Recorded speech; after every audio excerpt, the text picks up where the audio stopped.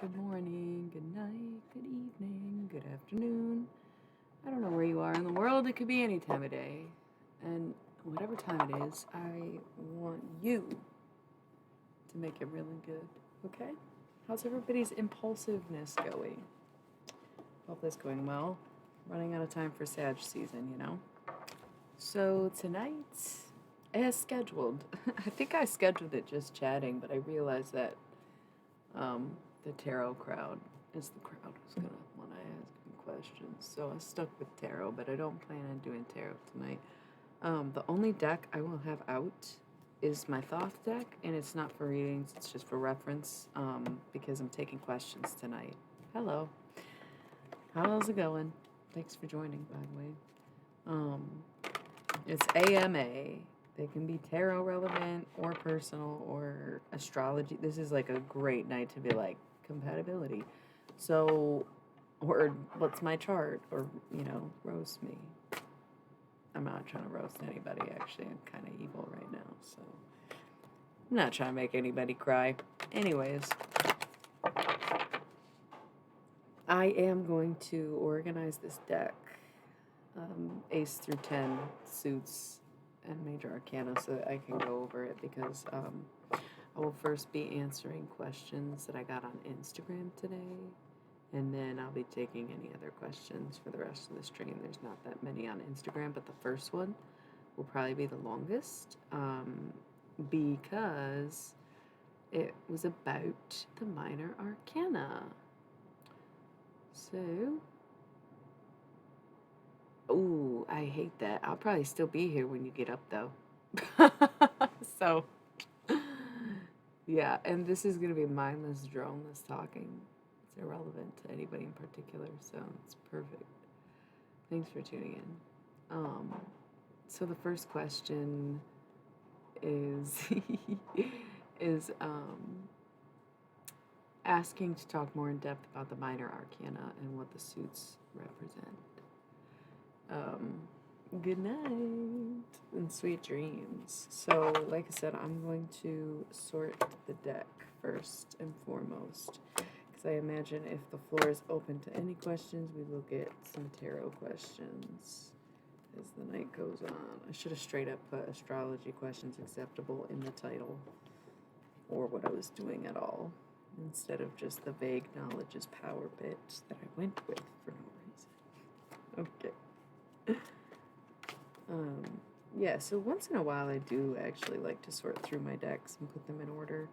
I usually will have an intended purpose, like going over the deck or doing a lesson, which are available on my website, which is back up, www.elliemilly.com. So you can book your own tarot reading with me on there. I do pre-recorded videos, so scheduling is no problem for anyone involved. But I also do offer lessons. It's a hefty price, but it's because I channel Aleister Crowley and teach you with the Thoth deck that he kind of conceptualized. So, well worth it. And then all the ins and outs of tarot. So today, I'm answering casual questions about tarot or anything. Can be spiritually related or otherwise personal, just artistry. That's why we got this screen, is the just chatting. So you have more to look at when we're not looking at tarot cards. So, yeah, taking any questions. I asked Instagram first, so I have 3 Instagram questions to answer. This first one is going to be the longest one, because it is about the Minor Arcana tarot question, but the next 2 are more fun. So, sorting it out. So if you have any questions, feel free to ask them. And that does not limit, like, yes or no questions. I'll give you my gut response to things. Great time about compatibility. I notice a lot of people during my readings ask about compatibility, and that's something I don't mind discussing. But as we've all seen, I hate to be interrupted during my readings, which is why I want to do nights like these where people can ask whatever they want, and they won't get shut down by me unless it's like too personal, too informative, or too much crossing some kind of boundary, which I can't imagine happening. I guess I could imagine it, but I foresee this going better than that. So yes, free range questions. And I want to try to do it weekly if anybody can think of questions they want to know. In that way. And they can be personal. I'm just not using tarot. I'm still intuitive. I'll still give you my best assessment. I'm still a matchmaker and like a, you know what I'm saying? So trust me just as much as you trust my cards. That's why you trust my cards, right? So no need to hold back.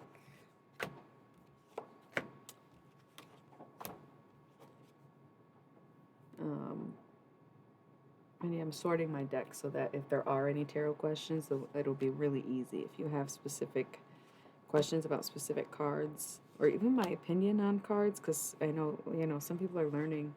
So if they're like, how would you interpret this? Of course, my variation would be different, but it's more about finding your process, right?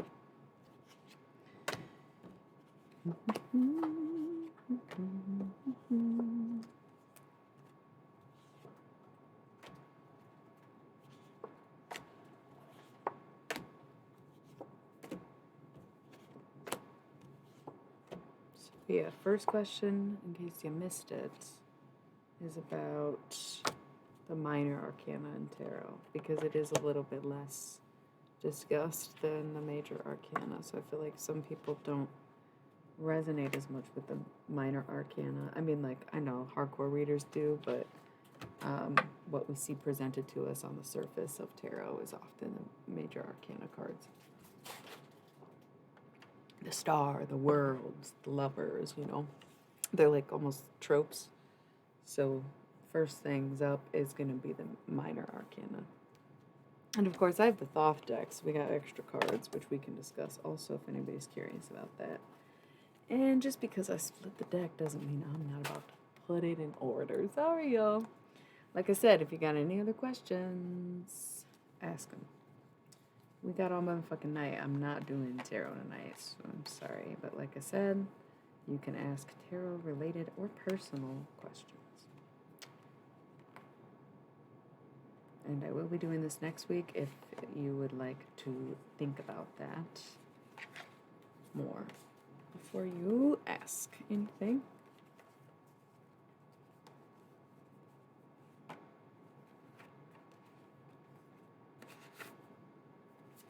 Okay, I think I am missing. Who am I missing? Aries, Taurus, Gemini, Cancer, Leo, Virgo, Libra, Scorpio, Sagittarius, Capricorn, Aquarius, Pisces. Okay, no one. All right. Hello. If you're tuning in, I'm not doing tarot tonight, but I'm taking questions.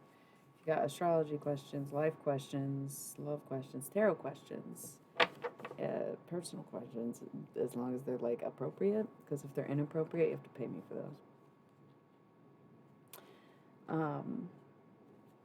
Anything else is fair game.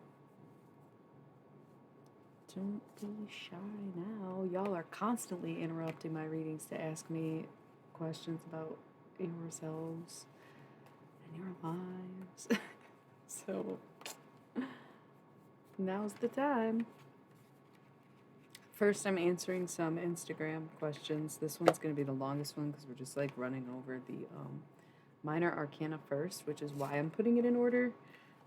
Just so it's easily referenced. But I'm putting the major arcana in order too, so you can ask questions about that as we go if you feel so inclined.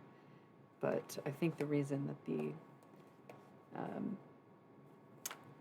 minor arcana was requested is because it isn't discussed as much.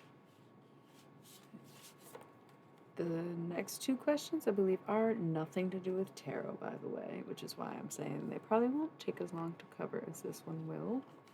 So feel free to ask quick questions or in-depth questions. And let me put you on this game. You're welcome. It's going to be a good night. That's why knowledge is power. Okay? All right, I got the I have the zodiacs separated in an order from the major arcana, which is separated, put in order, and I have the 2 extra cards from this deck put aside. And now I'm going through the minor arcana, but it'll be a lot quicker to organize because it's just ace through face. You know, the other ones are Roman numerals and remembering the zodiac. I can which card is which. Just, you know, but this I have to do 4 times, so you know, take it or leave it.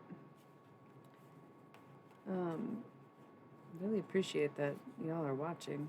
You are awfully quiet. I don't know if you're just really being patient and are also curious about this minor arcana, or if you're holding back until I'm done. Tonight is the night to interrupt me if I wasn't clear enough. I know I can be a little scary out there and not nice to intrusions. But no, please. Tell us. What do you want to know?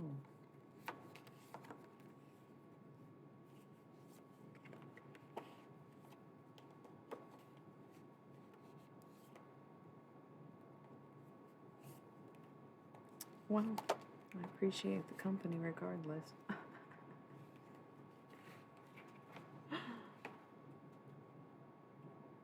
What is warbling?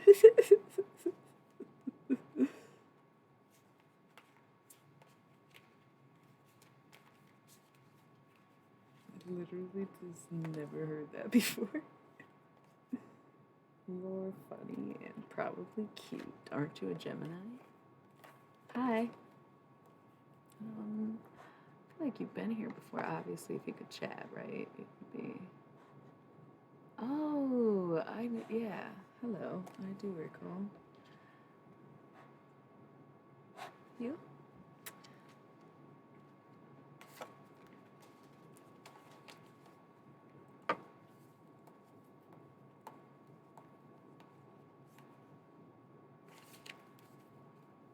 No, I remember.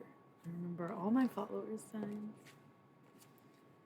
Not all of them, but I try to do a decent job of remembering somehow, and I'm pretty good too, I will admit.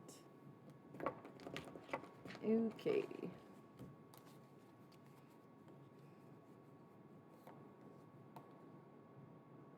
I also, never ran an ad. Usually I like to get it out the way in the beginning. I haven't gotten the, run your ad before we run it for you message yet, obviously, because it's only been 10 minutes, but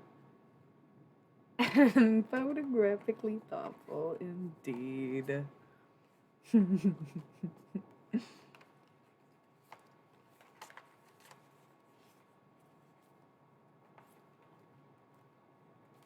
Ladies and gentlemen, her.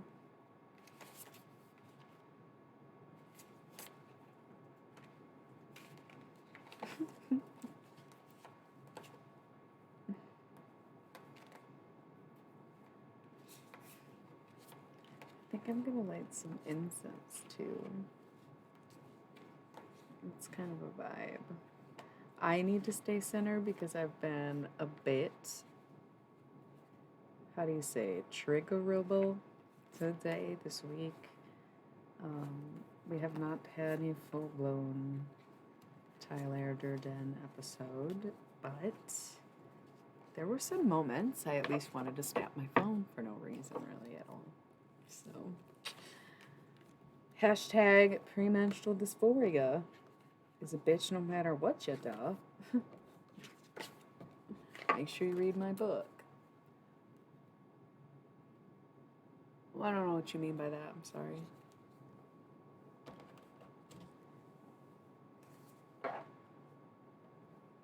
Oh, of incense. Jinx, yeah, cheers. Trying to work on that.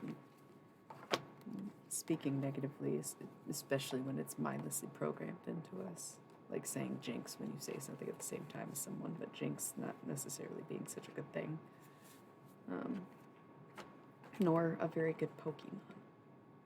I'm sure people who know how to use jinx are real good with it.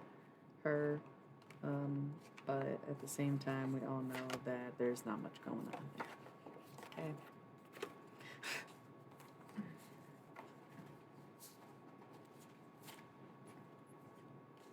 Am I missing a damn card? No. Maybe? Shit. See, this is why it's good to do this shit once in a while. I should probably do this with my pink deck too. That's so funny.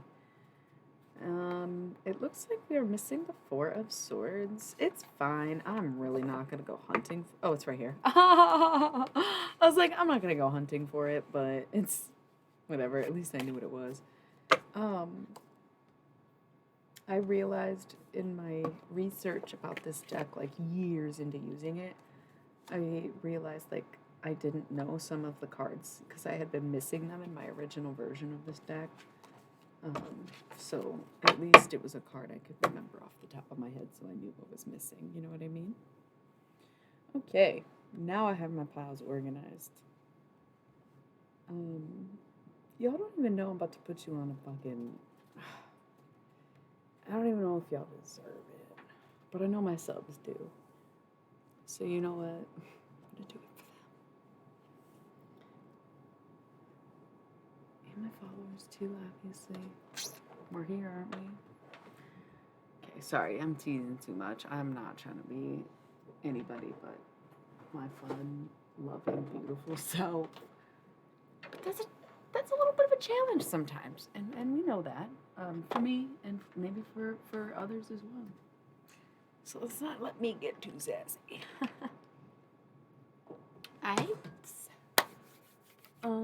I was gonna light an incense when I was preparing for this stream because, man, I don't even know. I just really was trying to find center. I do know it's premenstrual dysphoria. It makes me really depressed for no I will not even have a sad thought in my head and be like, I'm so sad, and people try to ask why, and I'll be like, I have no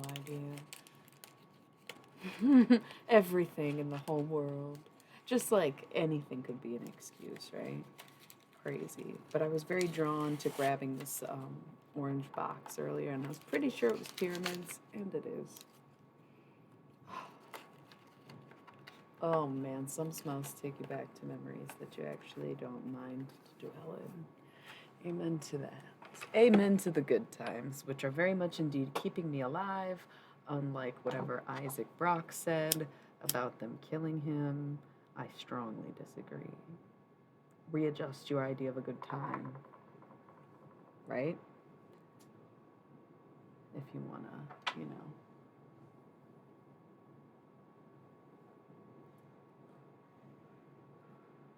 So, low-key, I did move my incense burner. And maybe if I play this ad, we'll make it to the hour mark and get like 40 minutes. So I'm gonna run.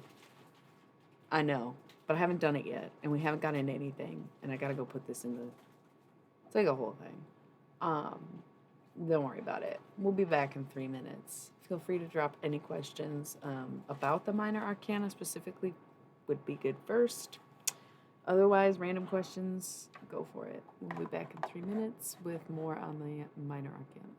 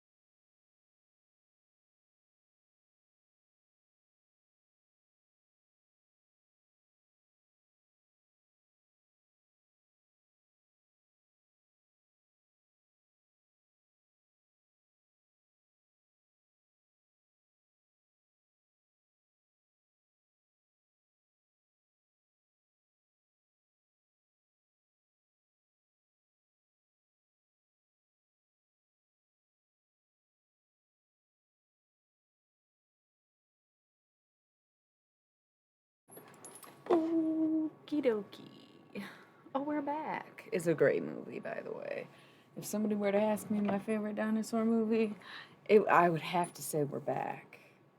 I don't even really give a fuck about Land Before Time, I'll be honest. I know that was probably one of the most controversial statements that I've never said out loud. It was good. I watched it back in the day, but We're Back was something else, man. If I had a dinosaur movie, it's We're Back. Okay, and we're back with the minor arcana. So, someone just was asking more about the minor arcana and what the suits represent. Obviously, the most basic is once again ace through face and the elements. So, if you don't already know, I'm assuming that most people who are going to be on the channel already know this, but we have the ace, sorry, not ace, the cups. Okay, so this is hyperfem element water. We have discs or pentacles a lot of times. You know, like cups can also be chalices in a lot of decks or cups. We've got discs or usually pentacles, sometimes coins.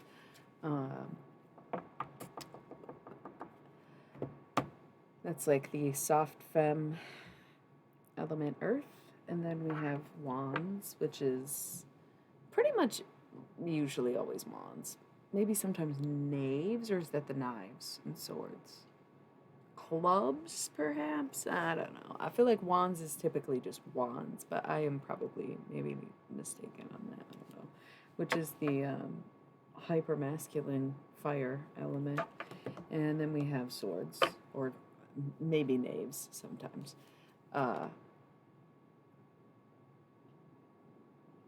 Shit, I can't remember what the... Oh, Land Before Time. Yeah. We're Back is way better. It's so funny. They, like, come back from being extinctors. It's like... It was like Jurassic Park as a cartoon, but, like, it's funny, and they don't murder everybody. And they're, like, these, like, living... I don't even remember the plot, other than they do, like, a cartoon. Or a commercial ad or something like that. I don't know. So... Soft masculine air element. Water, earth, fire, air.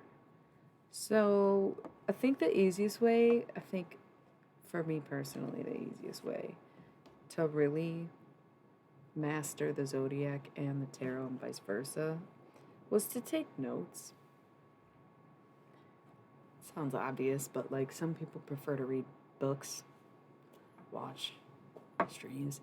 I was taking notes on people, on what other people's opinions were, and forming it for myself. But when you think about a water sign, a lot of people associate water signs as being fucking crybabies, quite frankly. Emotional messes. Some people find them to be very deep. Some people are really, like, drawn to them and think they're very, like, go with the flow. And there's always seems to be an emphasis on intuition with them. So you can imagine that cups would be along the same vein, right? Is like representing emotions and the thought process, thoughtfulness in general, nurturing, because, you know, the feminine elements are going to be associated with maternal energy, the masculine elements more associated with paternal energy. And the water or cups in particular, when I read, very familial. So very much the family dynamic with the prince and princess. Of course, getting into prince and princess, that's usually page and king, or page and knight in most decks, and then they have the king and queen.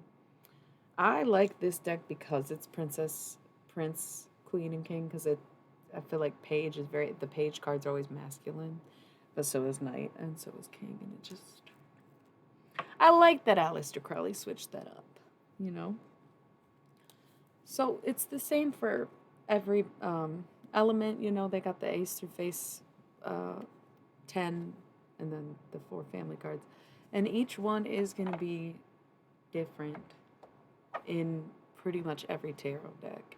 If you want the basic rundown of each individual minor arcana, you gotta just get the Rider-Waite deck. I don't like it, but I would still tell you to bite the bullet on that one because it's the most referenced. It's the most used. This Thoth deck is extremely different in ways to every detail on the card is different. A lot of the meanings are different. Some of the cards in the typical deck aren't even in this deck, and there are going to be off decks like that, but most of them are based on the Rider-Waite Tarot, and this is based on more so the Egyptian Book of the Dead, I guess. So keep that in mind. I'm not going to go through every single minor arcana right now. We're just talking the basics and the suits. Because this deck is so radically different. And while I do have a Rider-Waite deck, technically my pink deck, I don't really use it as a Rider-Waite deck. And I don't know it like that. I know how to interpret cards, but I couldn't teach any deck like this one, really. This is the one I know, in and out. This is my baby, my first, this is my first deck, so, yes. When you think of water, think about the mind, right? Because emotions don't always count as feelings necessarily, because feelings are what we feel in a moment. Feelings are very reactionary. They're based on, what's said to us or what's happening in a moment, whereas emotions are much deeper than that, and I feel more long-lasting. So think about your emotions as the still water, or the way that you're filled up and depleted, or what have you. And also think of your mind as a chalice that can be filled or empty. And that's how I would describe the cups. It's all about perspective and, the pouring, the process of pouring. We've got discs, once again, the other feminine element. So I always like to remind people with the discs or pentacles that it is earth, and because earth is so physical and grounding and essentially where all materials come from, I find discs to represent highly material things unless the reading is specified for something like love. The pentacles are going to be very much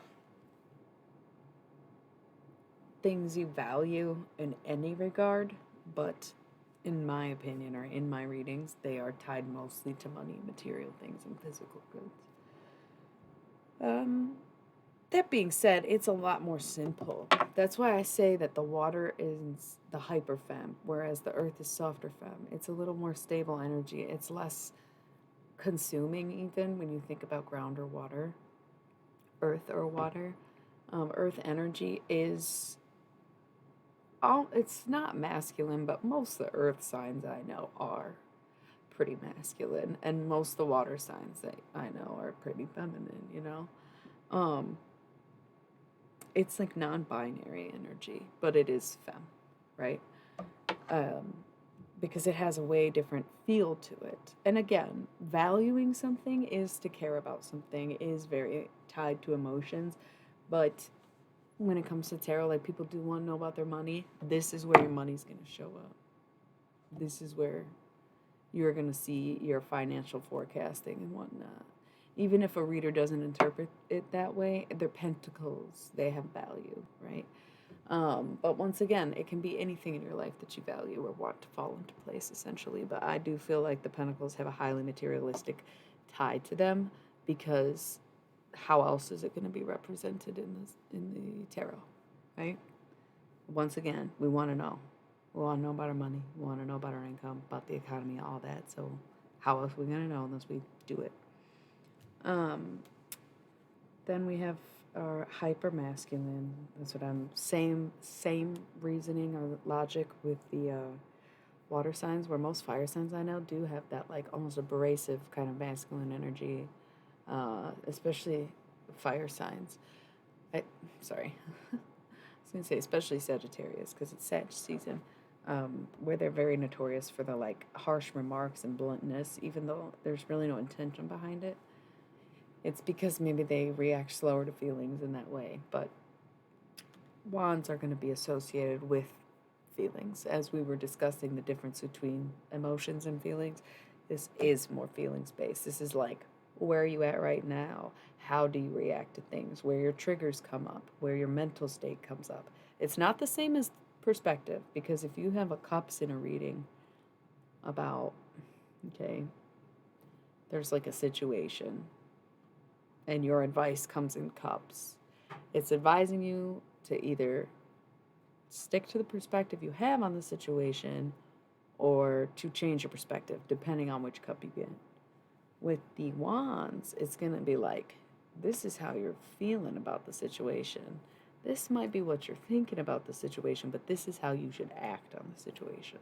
It's a lot more action with the masculine elements when you think of it as fire and wind, okay? Because water does sit still. It rushes, but usually with the help of the wind or the moon or the earth. That makes way for it. So there's a stillness with the feminine elements, water and earth, versus the action and movement that comes with the masculine elements of fire and air, which you see represented in the wands and in the swords, which we'll get to in a second. So how you feeling? Mental health is going to come up in here. Any kind of anxiety and shit, that's all wands. And also on the plus side, things you're passionate about, or even a bit of romantic feelings and mutual attraction or what have you, and being able to gain control and mastering the self.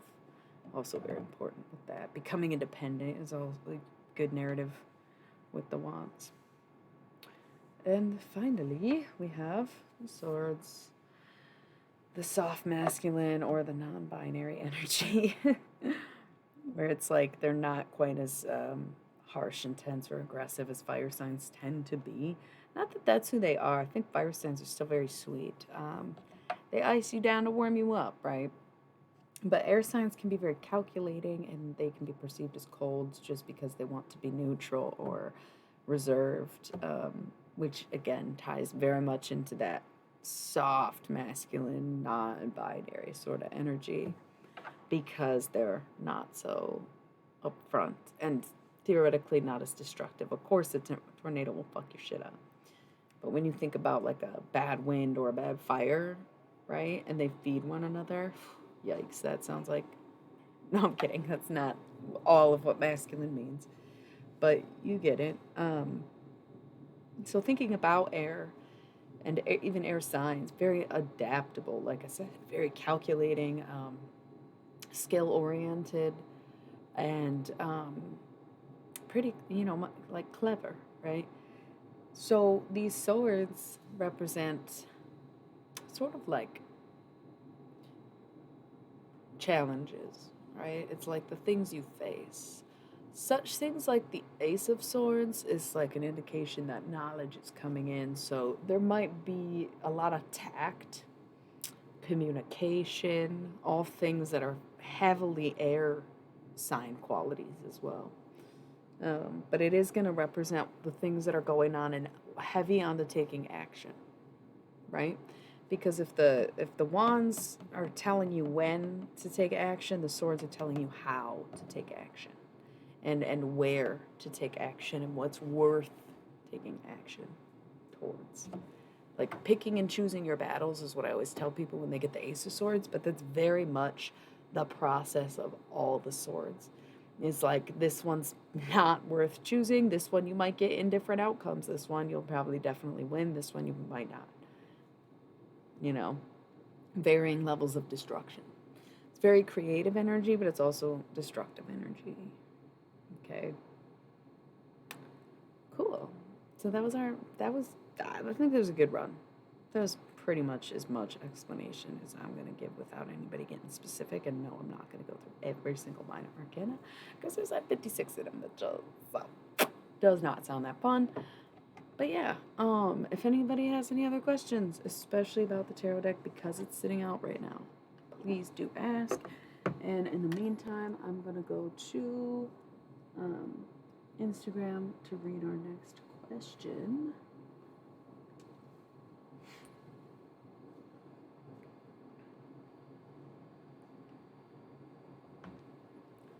which I think I only have a couple left. Also, if y'all want to join in on any of the activities, such as answering some of the sillier questions, feel free to share.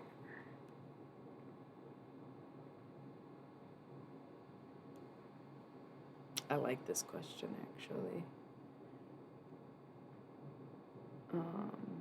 This is good.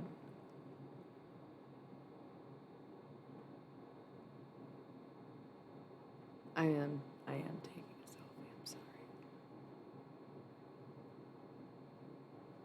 I want anybody to know. On to question 2.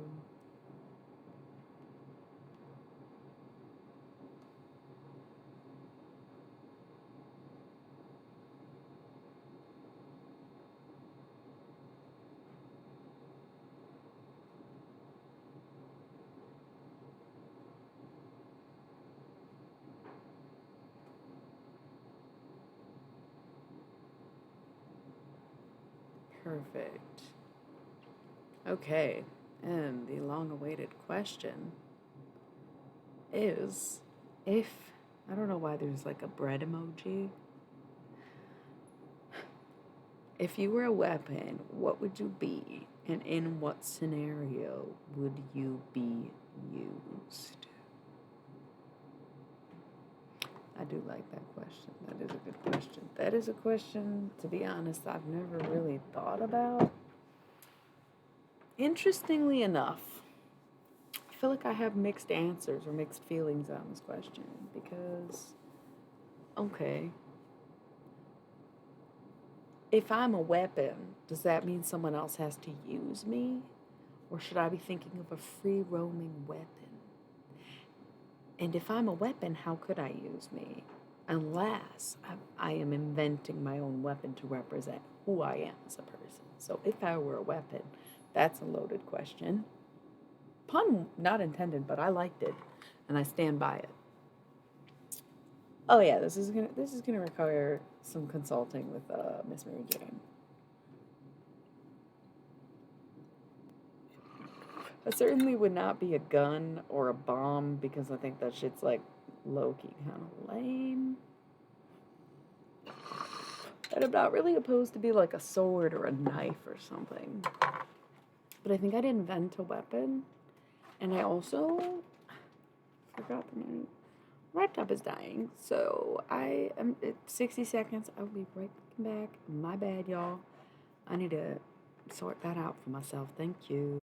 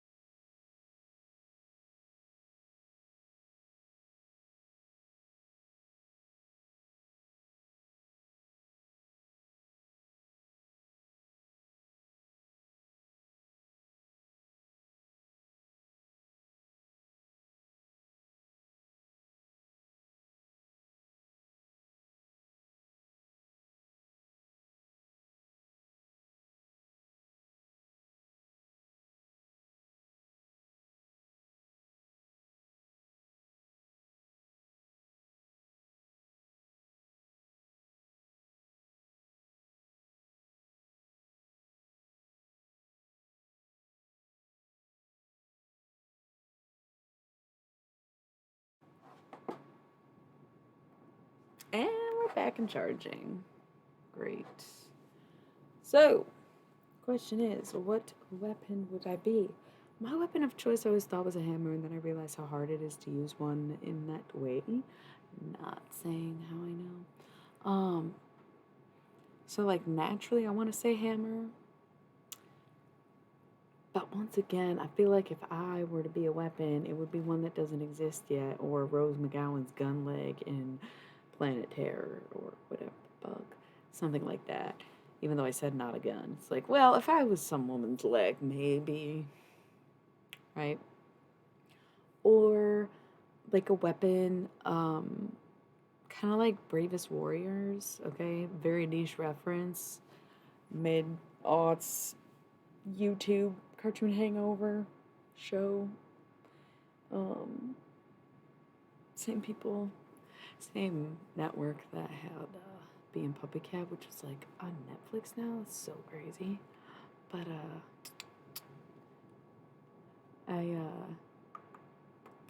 damn, sometimes this is how the PMDD brain works.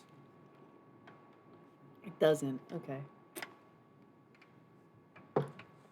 Bravest Warriors, they have these like gems on their chest, or crystal gems. That's a good answer too.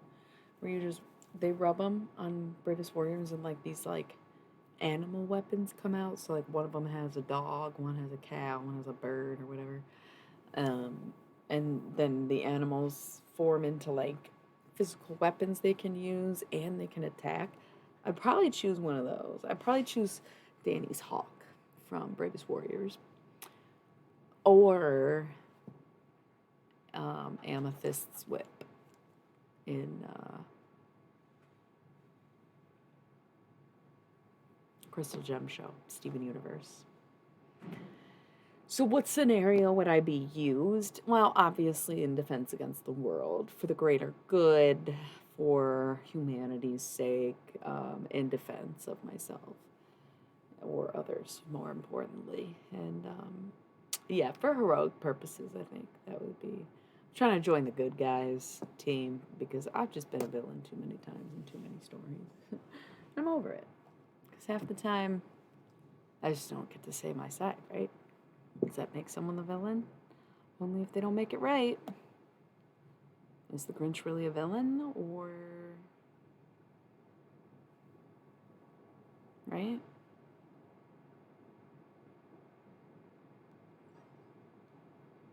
Thank you. I thought you were here the other night. And followed 444. Really fun name, by the way. I'm just answering, like, questions and stuff.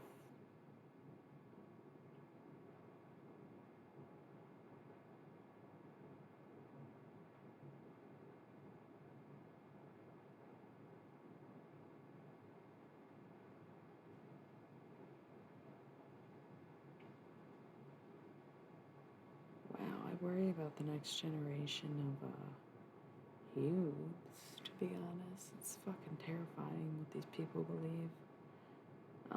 But honestly, like, it's hard to even have sympathy for people who get into people like the Tate guy. You know, because it's like you were probably a pretty shitty person if you align with someone that's shitty anyways. So it's like, oof. Good luck, though. Good luck. Kind of gross, but no big deal. I guess everybody's gonna just shrug you off and move on. So, what can you do? Oh, right. So next question. I told you the first one was the longest one. That's why I was like, it's ask whatever you want, tarot related, spiritual related, astrology related, or just anything goes. But this is the last question I have, because I got some feedback that it was like too broad because people weren't really sure what I was going for.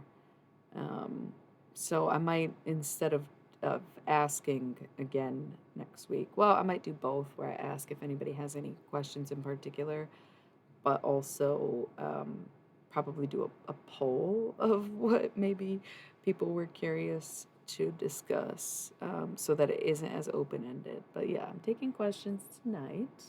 I'm good, Cosmic Theorist. How are you? It's a little slow, but it's still early. You know, I draw the late crowd for a reason. Um, I guess. So what's up? How are you? Yeah, day and night. Are you a loner too? That was kind of like my Kid Cudi joke. That's obvious, right? I'm posting the last question. Whoa, it's really blurry. I have a pretty unsteady hand. It kind of cracks me up. People assume if you do art that you have a steady hand or if you take pictures and shit. Listen, y'all, there's tripods for a reason and there's scribbles for a reason. That's why all my art is messy because I really don't have a steady hand.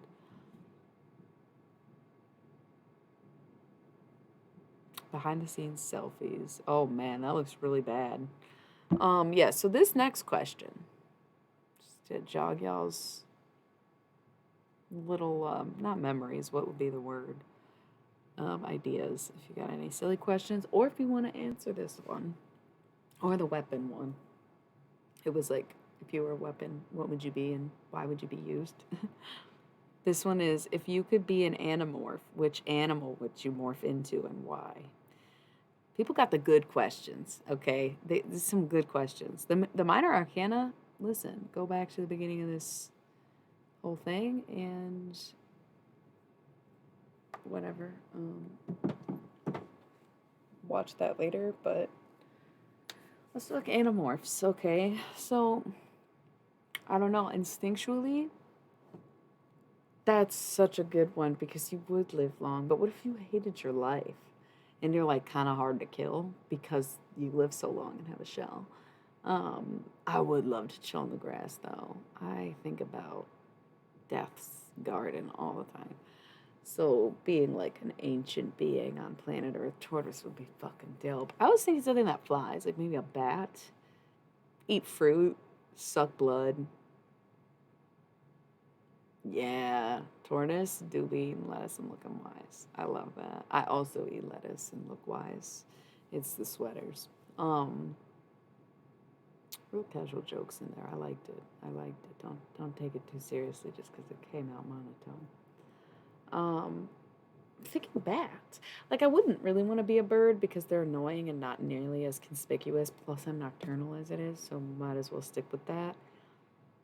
I think I would be a bat, but then I think maybe I just want to be a vampire at that point. So maybe that doesn't count.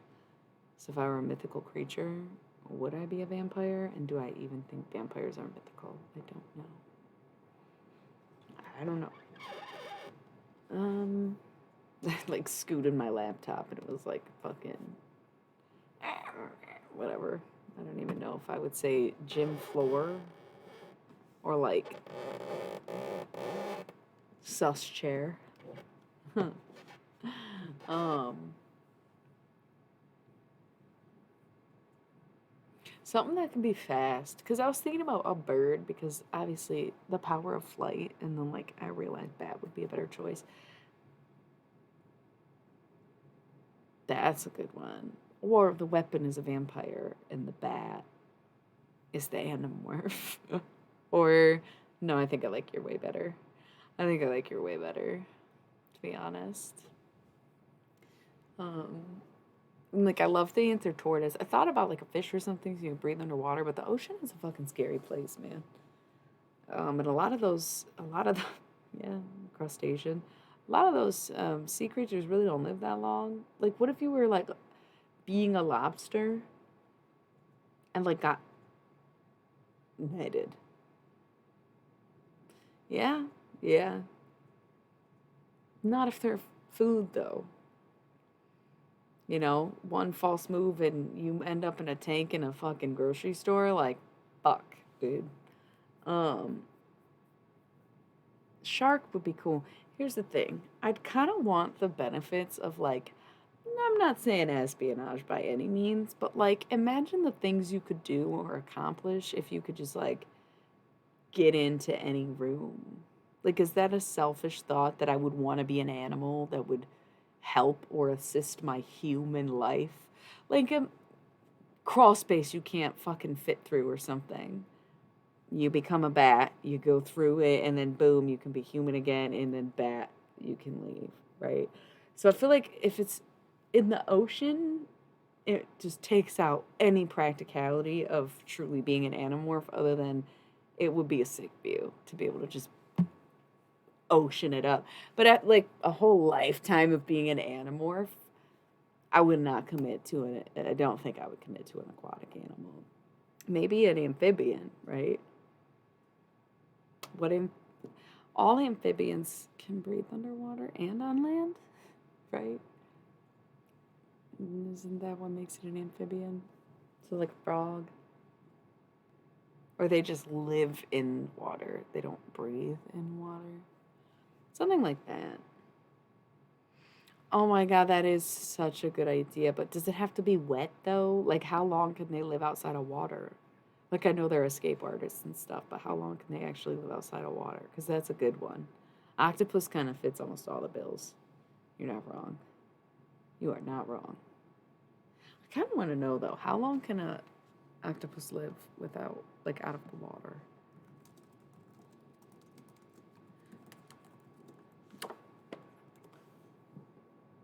"20 to 30 minutes, you'd be able to do anything you needed to do in that time." Octopus is a great fucking answer. Damn, you really do kind of get like the best of all worlds, except for flying. Oh, I would be like Luca. I love Luca. Yeah, yeah, that's a good one. So like bat or octopus. That's my final answer. But you know what? Fuck it. Let's pick one land animal too, because we got the air and the water. Fuck it. What's my land animal? Right. Cthulhu. um, I don't know if that counts. That's God.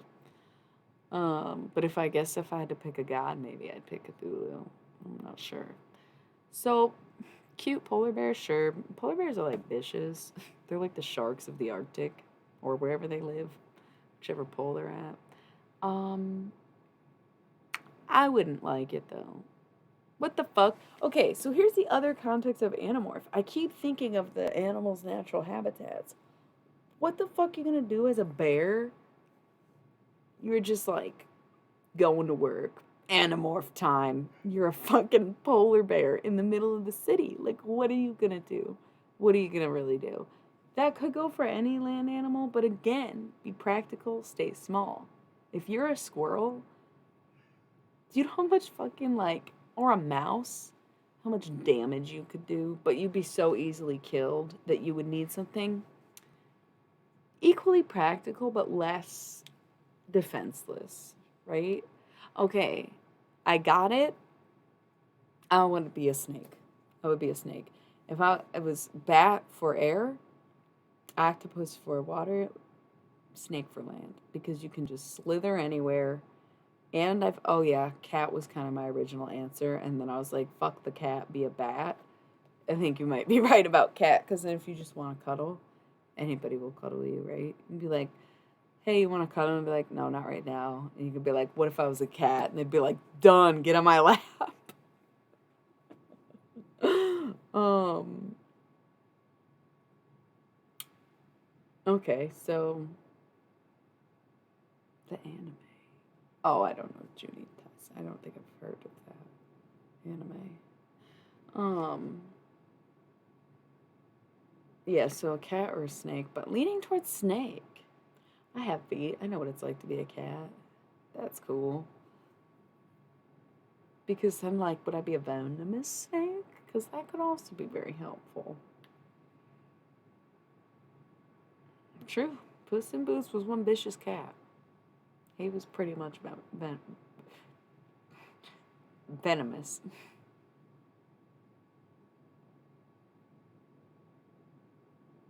Is that true? You don't think a snake can coil itself and flip over?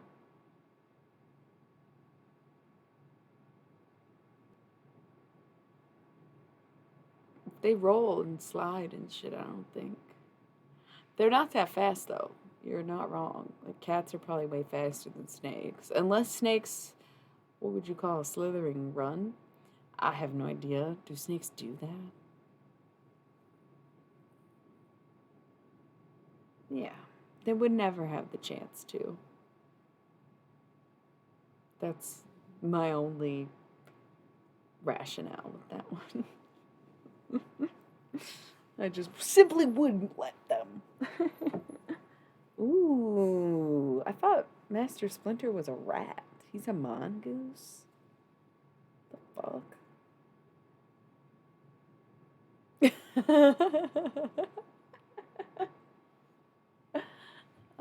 I always liked cowabunga. It's the last line in the fucking Ninja Turtles movie from 1980, whatever. And I'm really sorry. I hate spoilers. Why did I say that? I'm such a fucking.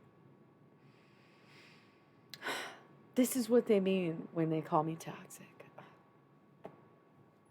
So toxic. I'm so anti spoiler, and I just give away the best fucking part.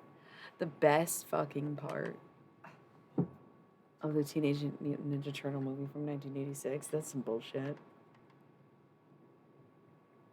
It's such an iconic line.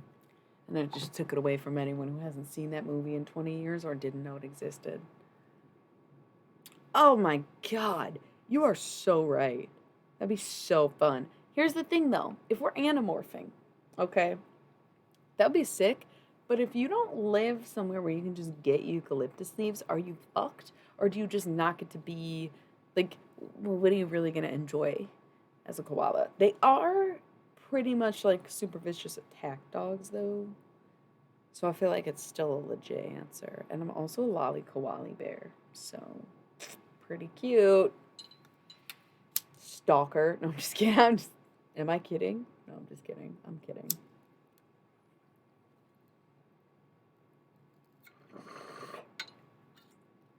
So I think I like am super friendly, and I've always been like, shut up, really like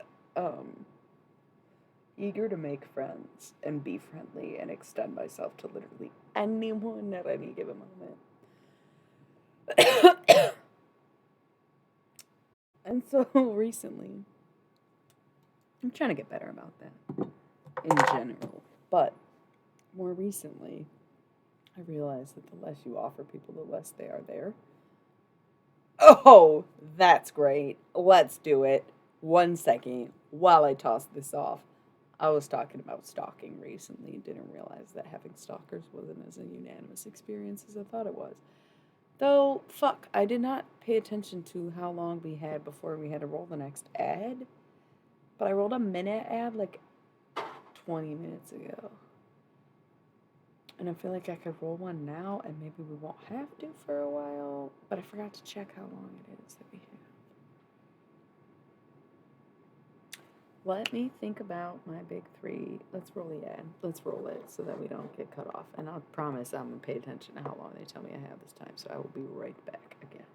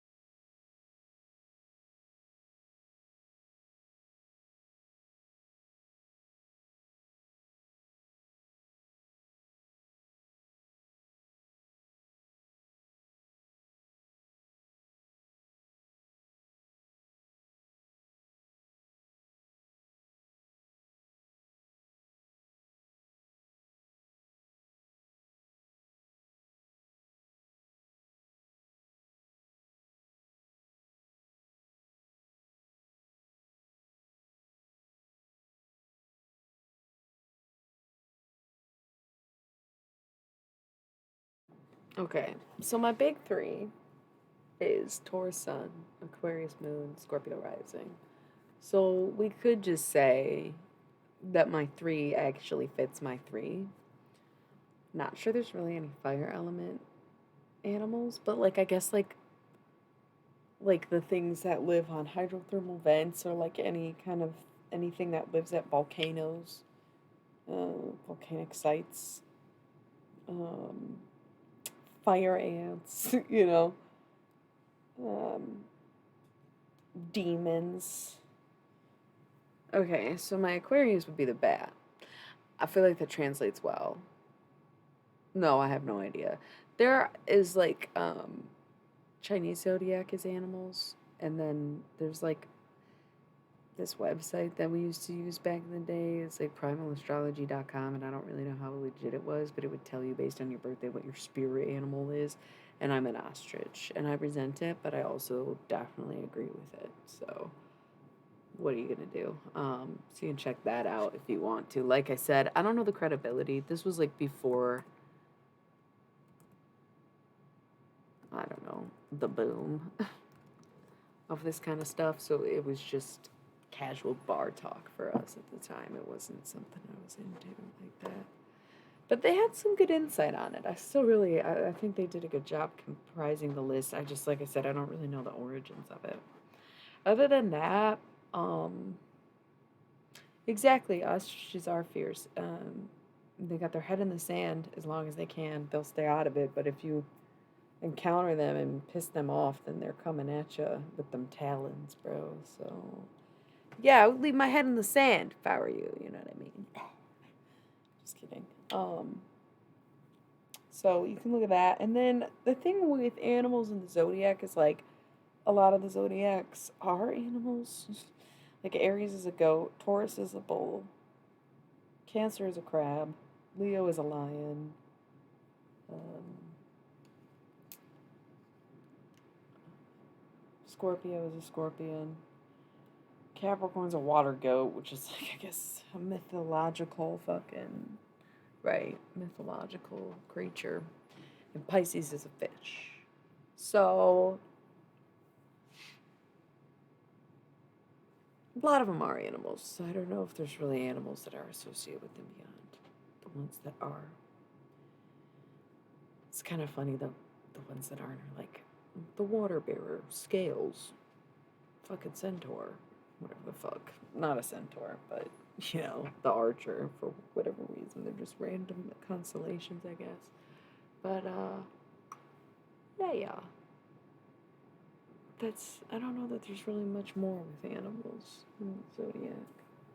So here's the thing. My earth animal was a snake, but I don't feel like my sun sign really resonates with snake. Like, I don't think that I would give snakes to Taurus. So I feel like I'd keep the bull, make the bat my moon, Aquarius, and then keep the octopus as my Scorpio rising, even though I feel like, honestly, Scorpio would be more squid, but squid would be less practical. So, bull would also be impractical other than for Hulk mode. That'd be the only purpose of being animorphed into a bull. I don't know if this is still an animorph thing, or if we're just, like, making up our big three and whatnot. But,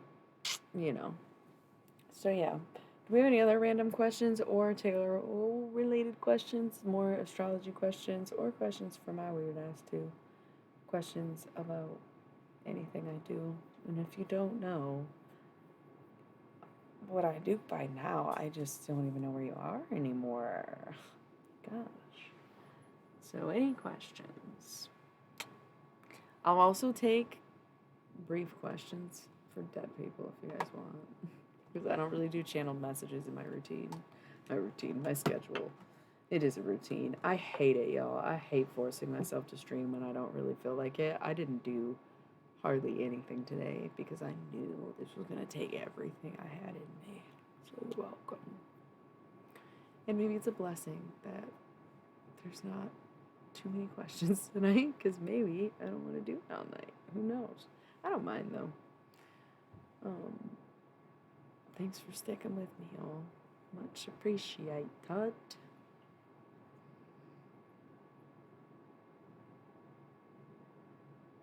Yeah. LOL. Just like, yeah. So quick.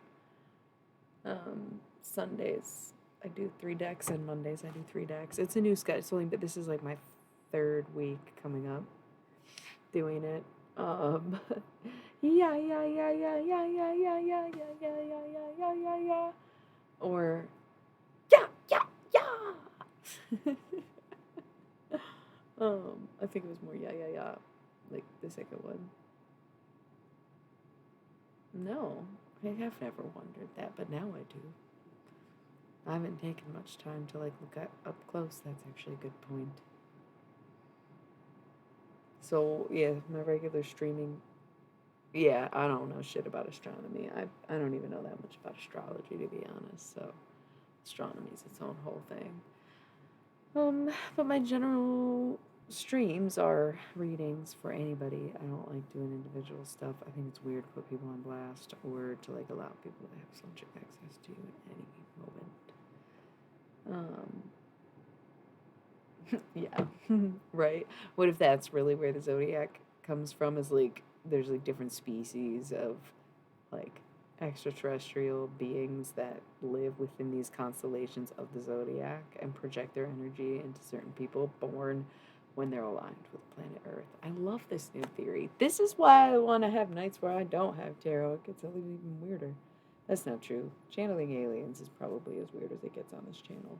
But me talking about aliens, equally weird. Not gonna lie. Maybe weirder because it's like, well, at least the tarot's there. And then when there's no cards, it's just me and my thoughts and experience. Let's give me a little bit of credit, right?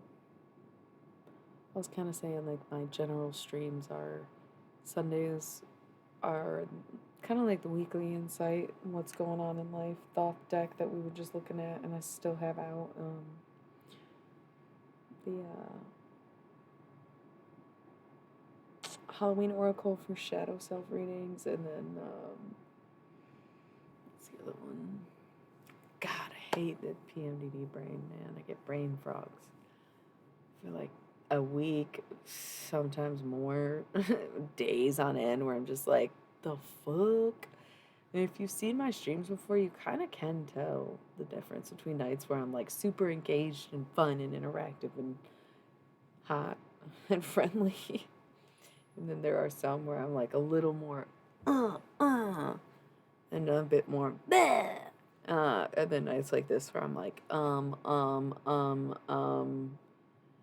and if I were to do it tomorrow, I'd be like, and hopefully I'm good by Sunday, but maybe not. It's great. Damn. Yeah, see? Brain frogs. There you are. So the Thoth deck, the Halloween deck, and the Cosmic deck of Initiation are the ones that I use on Mondays to get insight and inspiration for the week.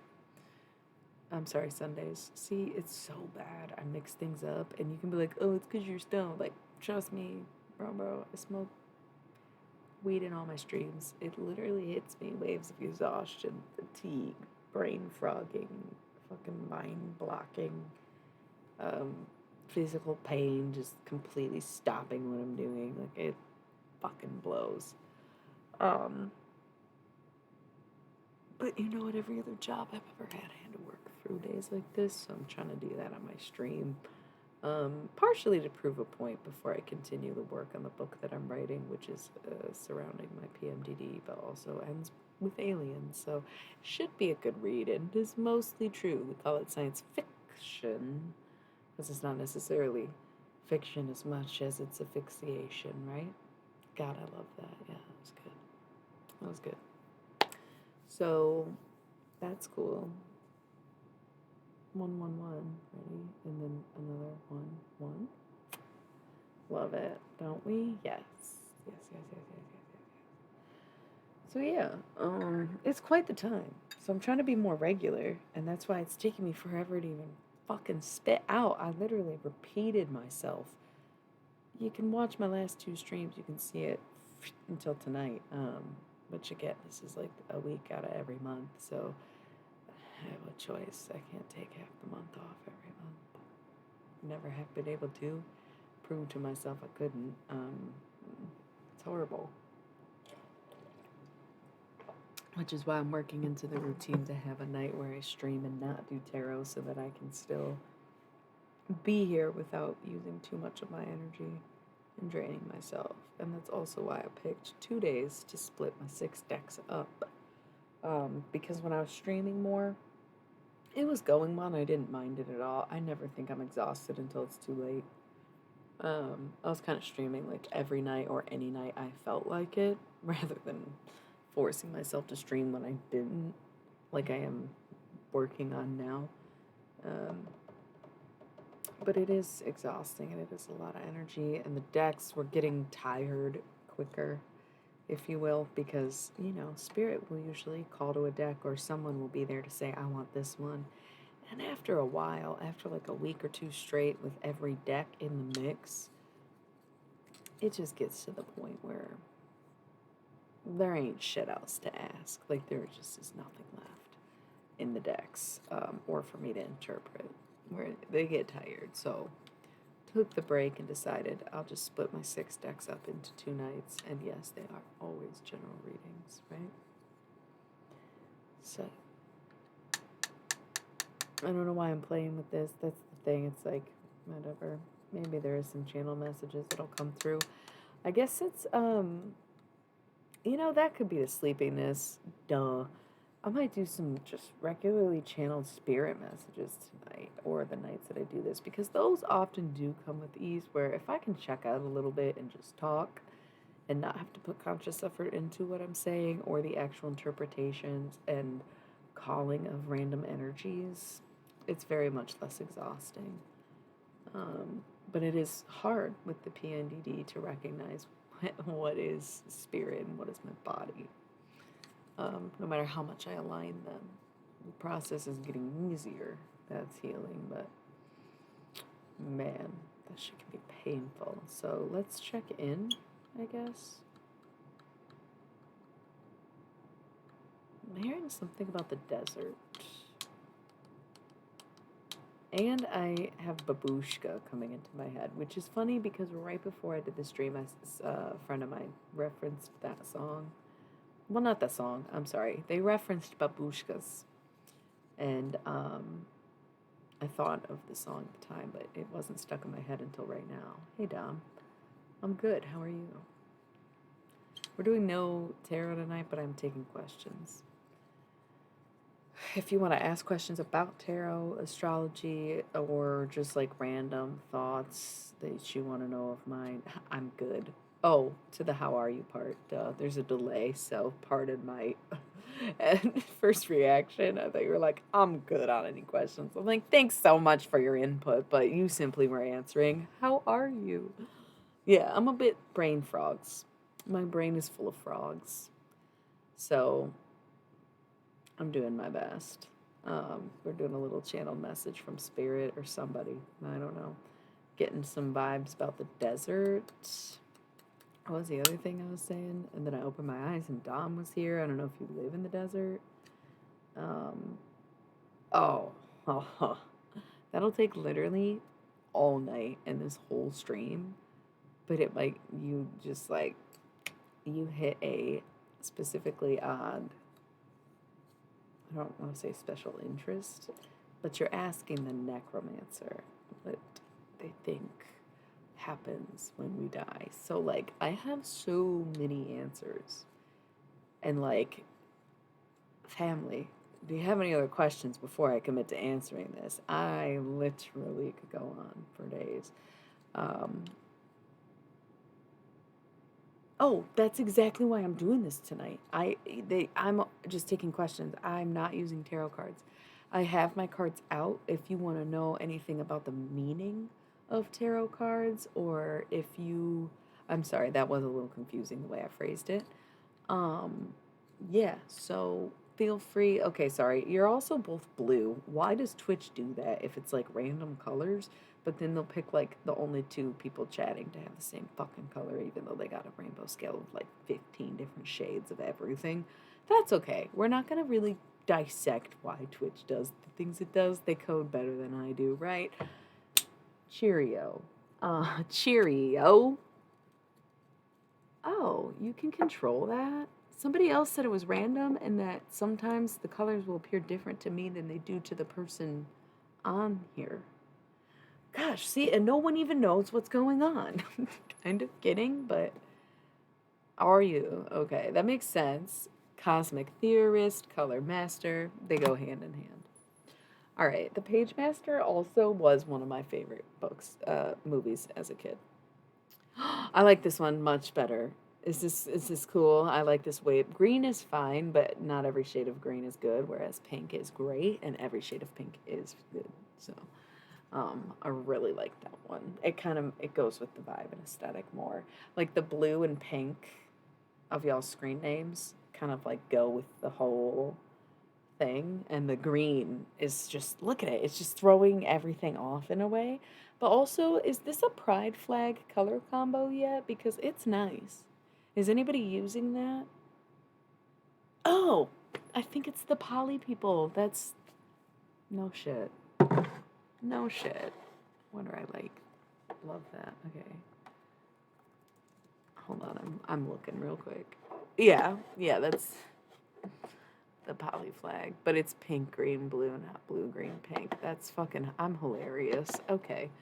Anyways, so yeah, no other questions we got going on before we maybe talk about what I think happens when we die.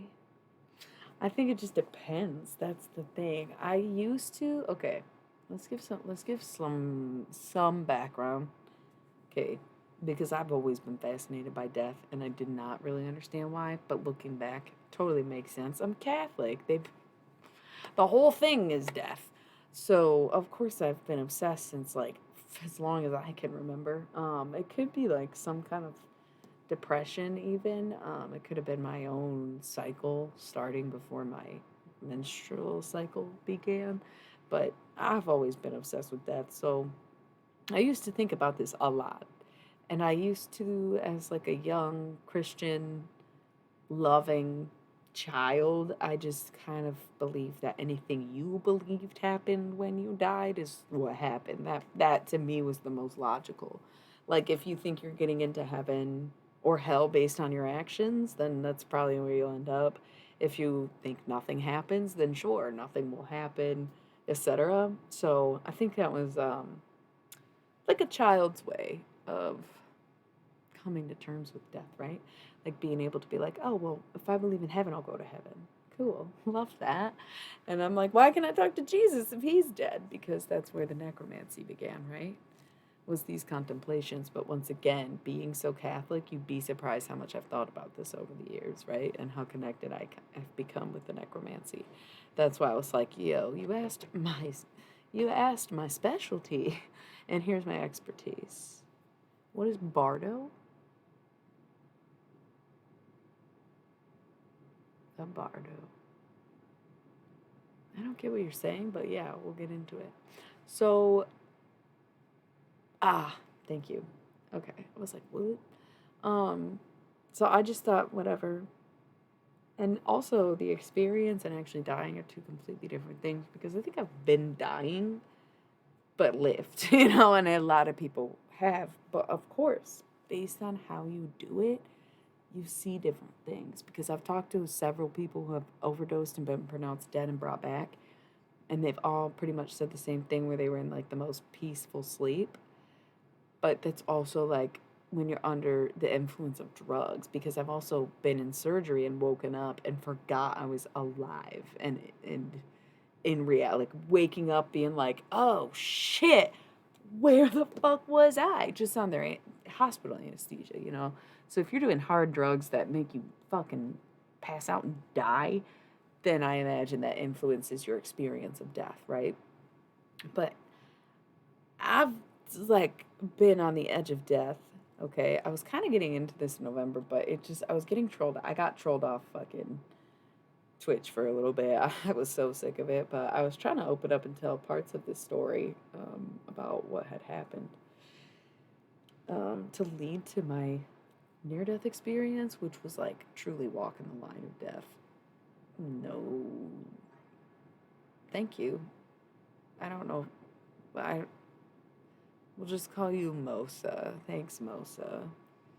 Um, Walking that line was very creepy, trippy, scary. There could have been drugs, but I didn't take any. Um, so I could have been drugged, but it was still very unusual. I was tripping for like a month. And I think it was mostly starvation and sleep deprivation. So again, I think it depends on how you die, is your experience of dying. And I feel like when monks talk about that, they do fast a lot and they do meditate deeply. So of course they would one be spiritually connected to that side as is, but also be in such a state that makes it easy to access and makes it so liquid as being on the verge of death.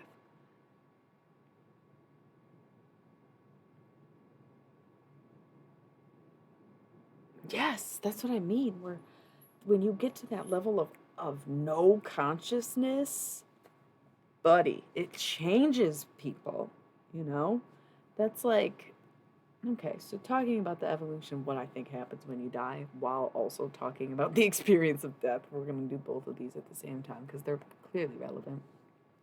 But like I said, when I was a kid, I used to cope with whatever you believe is what happens. So of course, I had like an atheist phase and a Buddhist phase because I went to Catholic school for so long, and I never really got much deeper than like the Tao Boo from much, you know. Even my attempts at Buddhism were very light-handed, light-hearted, until high school, drug culture and Siddhartha.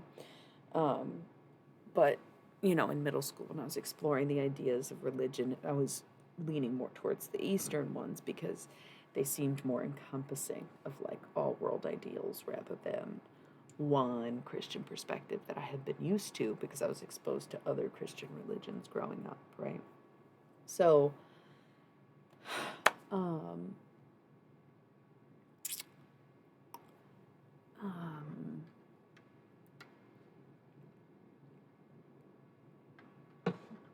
sorry, I was in a good flow and then forgot what I was saying, but I had atheist phases where I was just like, don't believe in anything, didn't really contemplate death other than being curious about what happened when I die, because when you stop believing in God or any kind of, yeah, yes, exactly. I hear that's what overdosing feels like too, but I've never overdosed. I've just only been under, and it was really, it's very much like that. So I was the first time I think I felt suicidal was like, I just want to know what happens. I'm not going to live my whole life curious. I want to know right now what happens when you die. It's like, okay, you're like 12, and it was probably my first experience with PMDD. I know now, but didn't know 20 fucking years ago. Thank you to every doctor in America. Um, Either way, I was very curious, but I took religion out of it. Um, yeah.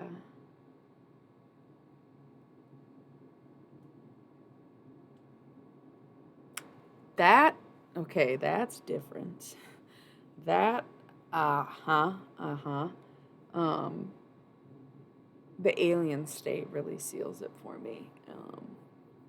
Yeah, you maintain awareness of the world around you, but in being unconscious or uncontrolled of your body, and then also being like not necessarily spoken to, but shown things. Even though you're aware of your surroundings, you suddenly have a deeper awareness of the things going on around you to the point of, yes, yes, yes, where you're like seeing things for the first time. That's, yeah, we'll get to my near death experience. I'm giving you a quick timeline of how it has evolved, of what I think happens when you die. Um, so for a while, I was just curious about it or whatever. Um, I believe you if we're on the same. The delay makes it difficult with these types of conversations sometimes, but um,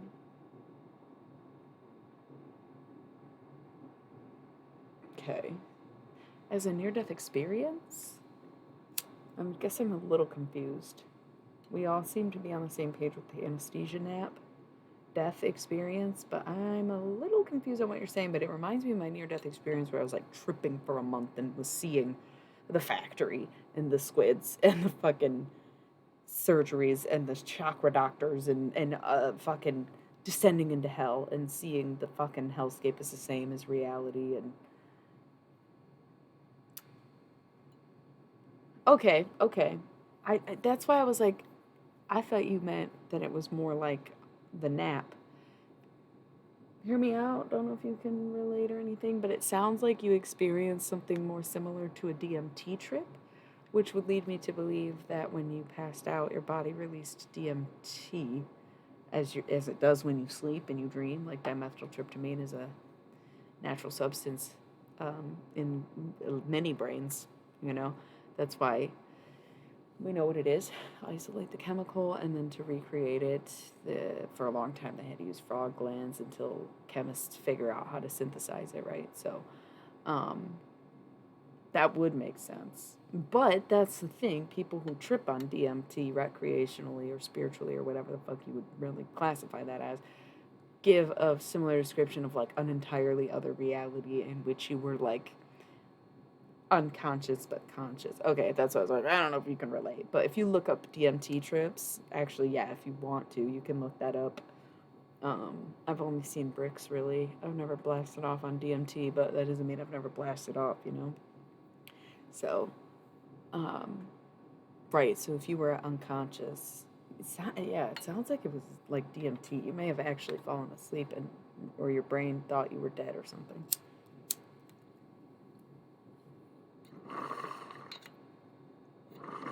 Damn, fam, we gotta roll another ad already because they said I got 30 minutes until the pre rolls go off. So it's been about 30 minutes. I'm gonna roll the 3-minute ad so I can see how long we have with those.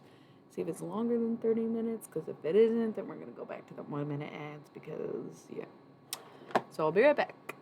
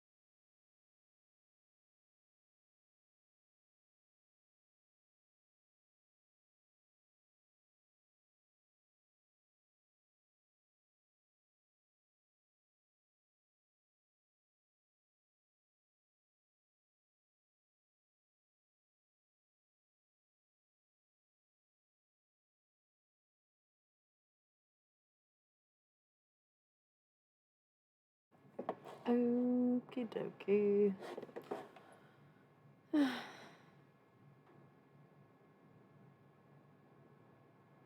Hmm.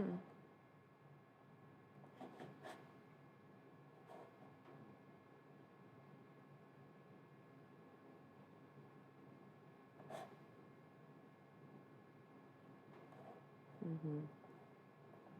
Well, yeah, because I guess it would be like a natural supply of TNT versus smoking it to the face or whatever. But I don't know. It's just a theory. So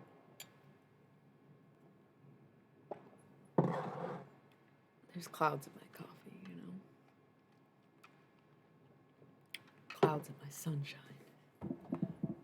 I'm kidding. My sunshine is untouchable. So death.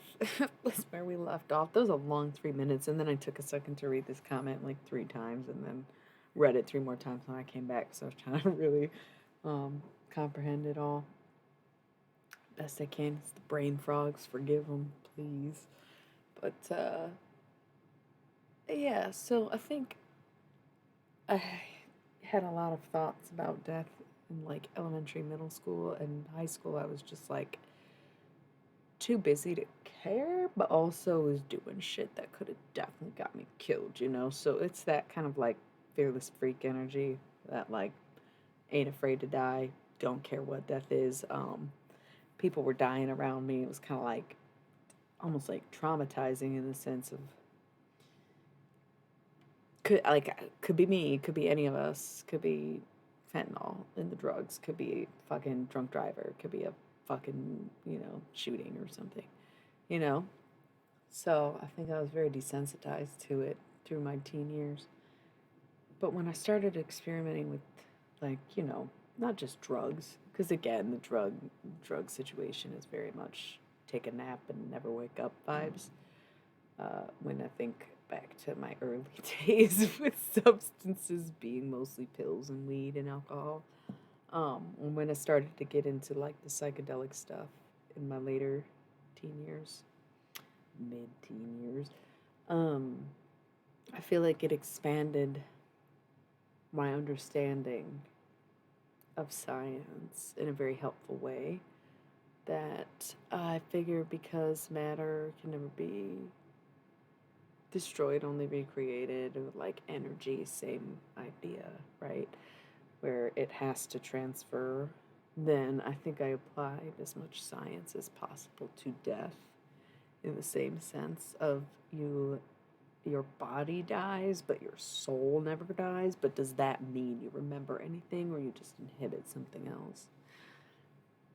I think that one rings true for people the most because it's the most vague and it's the least human and it is the most scientific to think, you know. But I had a phase, you know, years after that. That was kind of my belief system for a long time. And I didn't give it much else thought.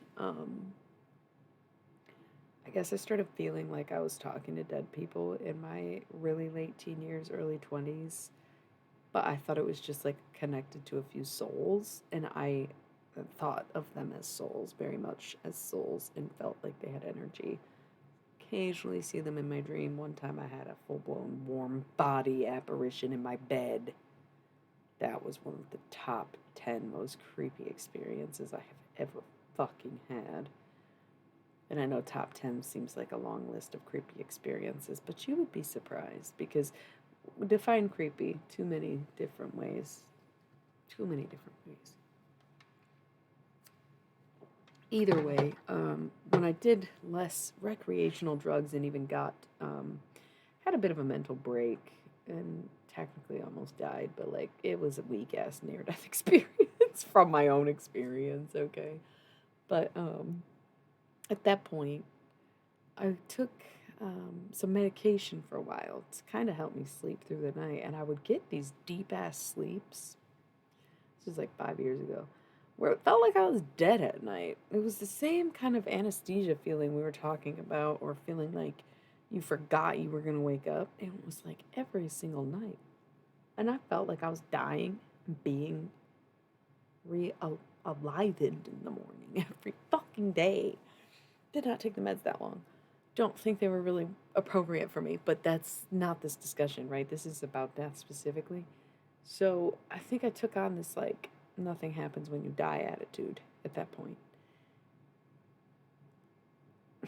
And I fucking remember my motto. I was trying to, like, talk myself out of being crazy and rebuild my life after blowing it up to do a whole bit in the psych ward and quitting jobs and blah blah blah. PMD, regular PMDD stuff. Seriously, join a group, a support group with PMDD people. But who was I just talking about? Because yeah, all the time, everybody. Oh fuck, bro. Here's the thing: when I didn't know what I was doing, absolutely, there would be banana bunker shit that I would think or believe or write down and have no real like conscious effort into it, or really remember what I said, or vaguely even like immediately disagree with. There is so much trauma and violence with and among all our ancestors that I think many of them seek revenge through us or to us, because both ways, both sides. Yes, I'm, bruh, bruh. I don't. I feel like Satan's my dude. I don't know how else to put that. I see Satan all the time. It's like a very cliche, gigantic red demon energy of Satan, not like a Lucifer type. This like Satan figure. He's like a buff. He's a big buff. Kind of like he works. People think of him as ruling hell because he's like the head of security. So I'm very cool with that energy. He's very protective. That's the thing. Hell is for bad people because bad people have to go somewhere. But the people who are in hell or work in hell or banned to hell for like unfit crimes, like questioning God, who the fuck said we weren't allowed to question authority? I'm sorry. My goal's not necessarily heaven either. I just don't think all beings in hell or Hades or the underworld is malicious. I think hell is very Christianized, very extremist. And I think Hades is a truer depiction of a place like hell where dead people are. But I do think that there are places for punishment. But it's like Earth has prisons. The whole the whole Earth isn't hell-ish. Granted, there's a lot of hellish shit outside of prisons. Don't get me wrong. There's a variety of different kinds of prisons. Okay, but there's still beautiful views and beautiful people and beautiful food and music and a whole bunch of beauty too. So hell is not the whole entire hell or Hades or the underworld isn't dedicated specifically to criminals. So the benevolent, sure, but that for me has like different meanings, I guess. And yeah, dead people do have baggage, and they do sometimes want you to do their bidding, and they do sometimes want me to fucking say something. Like, I'll get the same person being like, please, ba, ba, ba, ba, ba. And until I send that text or make that call to the person they want to talk to, they won't leave me alone, even if the person didn't ask. And 9 times out of 10, they want to hear it, needed to hear it, and wish they would have, whatever, but that can be real pushy, for sure. Even if I never met them, they just know who I am via their own person's energy, right? They like get a sense. The dead all have my number, and I only deliver a message unprompted if your voicemail box gets full. That's how I put it. So there's people I've refused to talk to. We're not having discussions with Hitler. We're not having discussions with David Bowie. Okay? People like that. But then there's people like Nico. I love Nico so much. I mean, in my whole soul, my whole life. My kind of just everything. I've always loved Nico. I know she was not the best person, but we have to recognize where we can forgive people for their ignorance and where they've crossed a line and hurt others, and it seems like there wasn't much violence or hatred or hurtfulness from her, but ignorance, right, in her lifetime. And I'm never going to defend everything anybody does, but I just feel very connected to her. So I'll talk to her willingly, but then we'll just talk for like 3 days on end. And that can be kind of toxic. Because one, she loves smoking cigarettes and I don't anymore. And two, it's like I don't realize how draining it is where I start watching her videos, listening to her music, watching documentaries, because I'm enjoying the conversation. I want to know more. I want to know everything about her. But then, like, I'm also sleeping 10 hours a day. I'm also depressed if I do anything else. I'm also, like, fixated on it where it's like, yo, move on. Well, who you wanna? That's what I did all like the whole month of October. I only did it for 2 weeks, but every night I did someone new.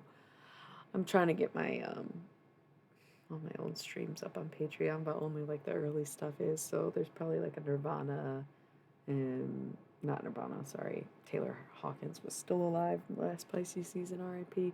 But old Kurt Cobain, Langston Hughes, Lou Reed, probably Nico, Jim Morrison, Janis Joplin, Jimi Hendrix. Those should all be posted. I think those are all on Patreon already.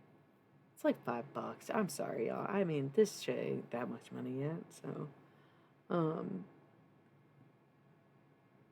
no. Okay, so let's talk more about what I think happens when you die and why, right? So I had this little phase when I was like taking medication where I was like telling people to like live to the fullest because you don't remember anything when you die. That was like my motto. And it was like this weird, like neutralizing depression or like negative realism of like, you don't remember anything anyways when you die, so you might as well just do it. Make a fool of yourself, do that embarrassing thing, that crazy thing that you never thought you'd do, whatever. Like, really kind of a weird, because I was in that anesthesia place, that deep sleep place, right? Or, reformed energy where you have no connection to your humanness. It's only your soul or your physical electric energy that surges through our organs and our auras and like keep us animated, right? Your impulses, like your literal electrical impulses, would be the only thing to survive. So your human memories would be gone, right? Unless, of course, you tie in the idea of collective consciousness. Then you think, can we collectively access memories? And maybe that's why death gives people so much perspective because, um, you know, we can see everything from any angle that we want to the eyes of others, to the thoughts of others. So it wasn't until a couple years after that I had that near death experience that was like very trippy, and I was like going through the whole thing, and it was very John Lennon for some reason was my fucking tour guide. This creepiest thing. He like showed up as this big purple floating head, and he came down, and it was like Lucy in the Sky with Diamonds, where he's like, picture yourself in a boat on a river, and I did, and there was like this large. It's a lot. It is a lot, and so it was like the tour, the Shrunken Heads, like semi Beetlejuice vibes, but in my own home, right? So it was like it was being risen or I was descending somewhere in the middle. So it really was like, no, there's a whole other portal, right? And that's when I realized that like there's like four major parallels in our existence. And it's like life, death. I can't even remember. I don't know where I put these notes. I had some good notes about this stuff. I'm trying to depict it and draw it. The four realms. Man, where are those notes? God damn.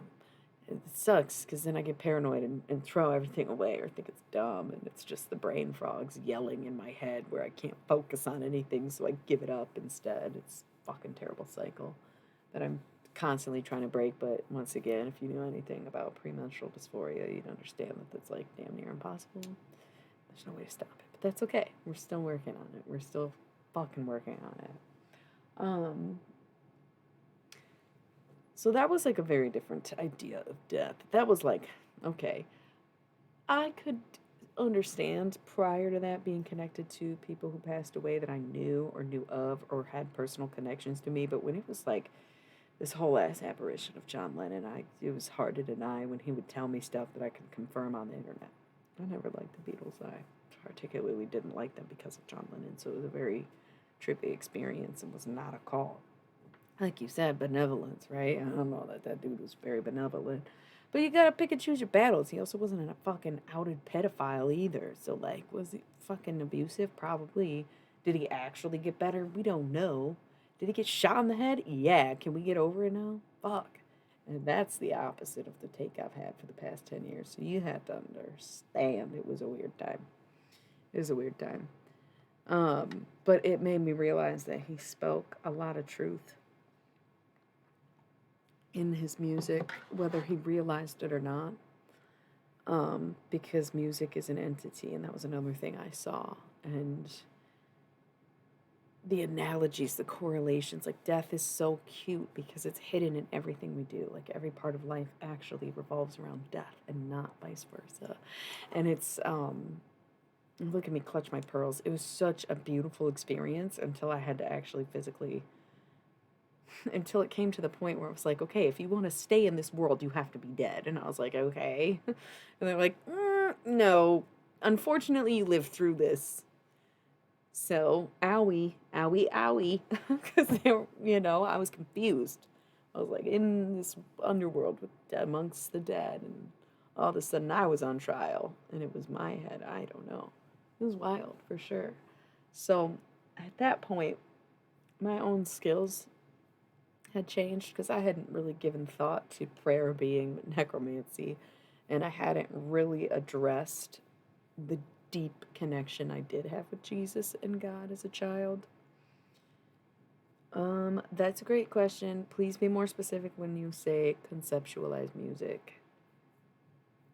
Because do you mean theoretically or like compositely or neither or other? Do tell. So at this point, yeah, I have a very different idea of death, and it goes back to my first belief in childhood of like what you believe is what happens, but I don't think it's as simple as what you believe. I think it's what you get assigned based on how you live, based on whatever higher being you worship or the guidelines you live or whatever. Where I've had some people come back and tell me that they had jobs to do elsewhere. So some people get promoted, they get sent to other places, they have jobs, protectors. Like, there's real no good way to explain it, but some people are just stuck fucking haunting. Some people are just on Earth trying to get people's attention. Some people are on the other side waiting for people. There's just like so many realms that you can go to once you are no longer in your physical human form. And that's my most recent and most in touch concept, or my most refined concept of what happens when you die, basically. So, from a spiritual perspective, why does it appeal to us? Music. Why does music appeal to us? Yeah, so part of the near-death experience, a lot of it did have to do with music. That's what I meant. It's very casual. I've never gotten too into detail about this stuff, but the squids were like basically everything. I don't know. This one's a slippery slope because some people will straight up tell you they get downloads when they're writing songs, or they hear tunes in their head and that's how they come up with it. Some people will play an instrument and find it. If you like ever watch a jam band or see a jam band live, then you know what the fuck's going down. Like, yes, I do think there are higher beings that not only experience it but influence it, and I do think partially because of what I've come to like learn from using my mystery deck to channel extraterrestrial beings, or like being on a unhuman frequency, is how often they communicate in music. You'll even see, like, you can look at any tarot reader, and a lot of them, I'm sorry, I don't actually watch tarot on fucking Twitch. I watch on YouTube, so it's like pre-recorded videos and usually based on zodiac signs. So I see a lot of readers on there who will use songs as references. There are people who have decks that are just a bunch of songs, titles, and lyrics. Yeah, that's cool. Right, right. So I think it's, yeah, I think you either are connecting with a higher version of yourself. I think there's so many different ways to connect with music. And I think that's why some people are more connected to it and others are less connected to it, and why so many religions at the core use music to teach their gospel, to summon their spirits, to, yeah, use as praise. You know what I'm saying? Praise 102.7, RIP to one of my favorite Detroit radio stations. Um, but yeah, I think they're squids for the most part. They pretty much ate people, whatever it is, in some way, shape, or form. And they get energy from that. It's like a two-way thing where they give you the creative idea and you give them the energy back. It was weird. It was weird. It was like I felt one attached to me, like just moving throughout my day. It was crazy. Because I have always wanted to be, not a musician. I shouldn't say musician. I don't know. I've always wanted to sing though. And I do now. I put out a little bit of music, like my shitty lo-fi music that I make at home. I like it, obviously enough to put it out, but it's very not well received, and I don't take offense to the distaste for it, but I do get irritated with the overly criticized aspect of the lo-fi-ness because honestly, I ain't trying to impress anybody or pretend like I have engineering and producing skills. If you want to tell me you can do it better, then by all means, fucking do it better. Do it then. Like I could give a fuck less. Um, so yeah, in my in my near death experience, it was like, I thought you said you wanted to sing, lady. You've never been on a stage, you never sang in front of a crowd, you barely do karaoke, and if you do, you sing songs you don't know. So I get in the flow. I sing, I write music. I just don't like instruments. I don't know. Something about them. I just don't like them. I had a bass for a long time, played a few things and never really got into it. Had guitars around me always. So many people who could teach me and will teach me still. The only thing I've ever loved is when I randomly have gotten to play theremins because it sounds like me. You know? I like couldn't even play drums on Rock Band, let alone have someone sit me down with a drum kit. Just very like anti instruments.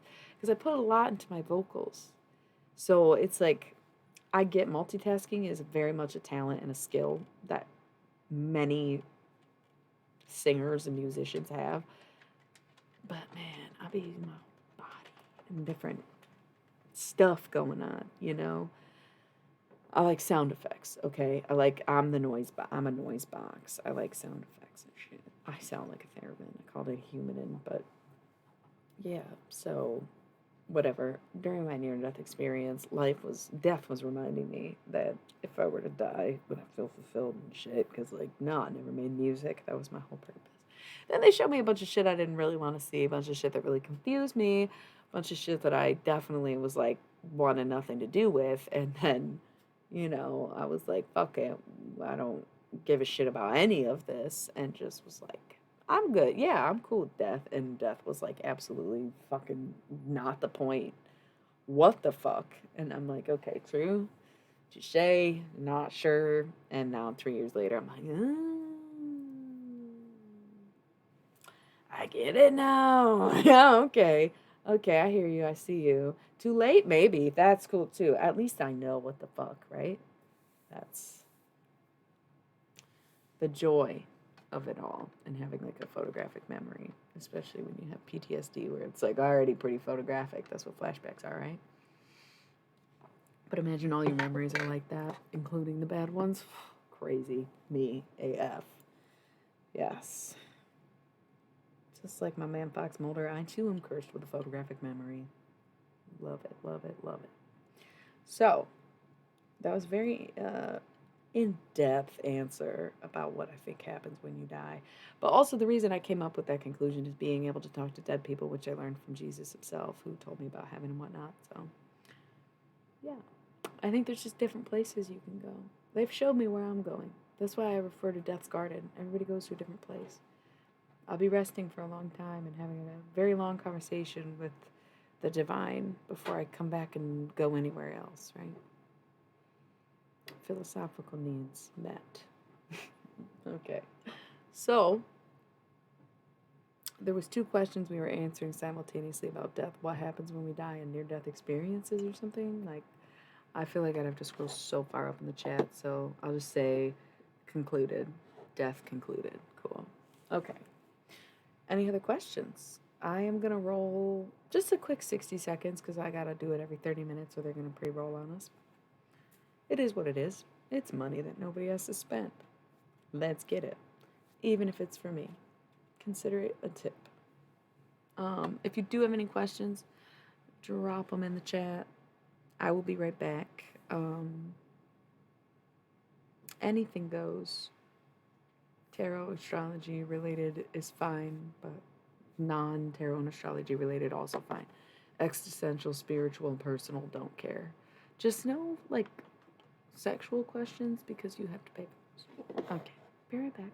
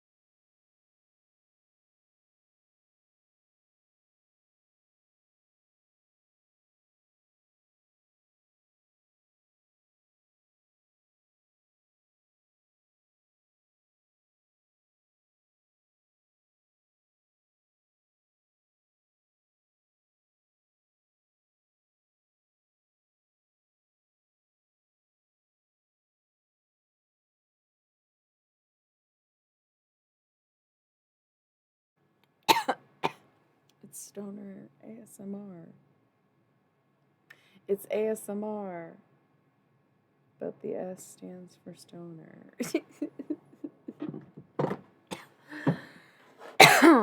Okay. So, anyways, nobody asked any questions. That's cool. I'm not busting out tarot cards tonight, except for the fact that I went through and organized my deck in numerical order if anybody had any specific tarot questions. But it seems like actually nobody really gave a shit to ask about tarot, which is cool because we all do need tarot breaks. The only reason I'm in the tarot category is because I figured that the people who typically watch my channel find me via tarot, and I figured that the questions people would ask me would be pretty relevant, or at least spiritual, so I wanted to stay in this channel, but wasn't planning on doing tarot readings, and if I don't have any more questions, I might go. I don't know. It's like decent amount of viewers, but everybody's very quiet, and I understand. But feel free to ask. I just took a fucking smoke break. did the ad. I would have done a 3-minute ad if I realized ain't nobody was gonna say anything. No offense. Right. So Jeopardy vibes, you know? What's up? I don't have any questions other than that. What's up, friends?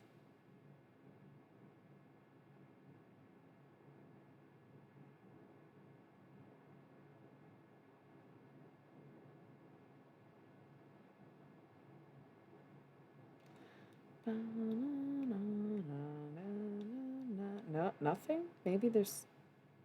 Okay. Well, it was fun. I don't know what else to say. We could do some writing or something. I've read my whole poetry book. I don't got much else going on in the way of poetry. Just scraps that I put and sometimes post. I could go on my vocal account. Read some of my vocal entries. I don't know what y'all want from me. But it ain't about to be tarot. Not tonight.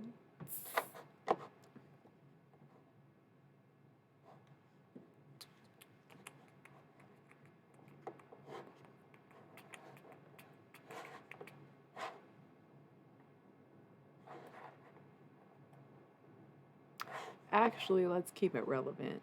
Let's keep it relevant. Since I'm the only one talking, I wrote this piece. It was for a contest. I don't know if y'all know what Vocal is, but it's like I guess it's blogs. Listen, I enter these contests. I never win. I'm sending a link to the thing I'm about to read. And I kind of wrote it like about endlessness, I guess, or not necessarily death, but non-humanness. Not necessarily inspired by DMT or Beetlejuice, but that kind of vibe, I guess. So I'm just gonna read this because I don't know what else to do, and I guess if it's gonna be this quiet, I might just I'll try to stretch time, but I don't know, y'all. What? Nothing else. We were on a roll. So good. Anyway, it's called The Alchemy of Rose Gold.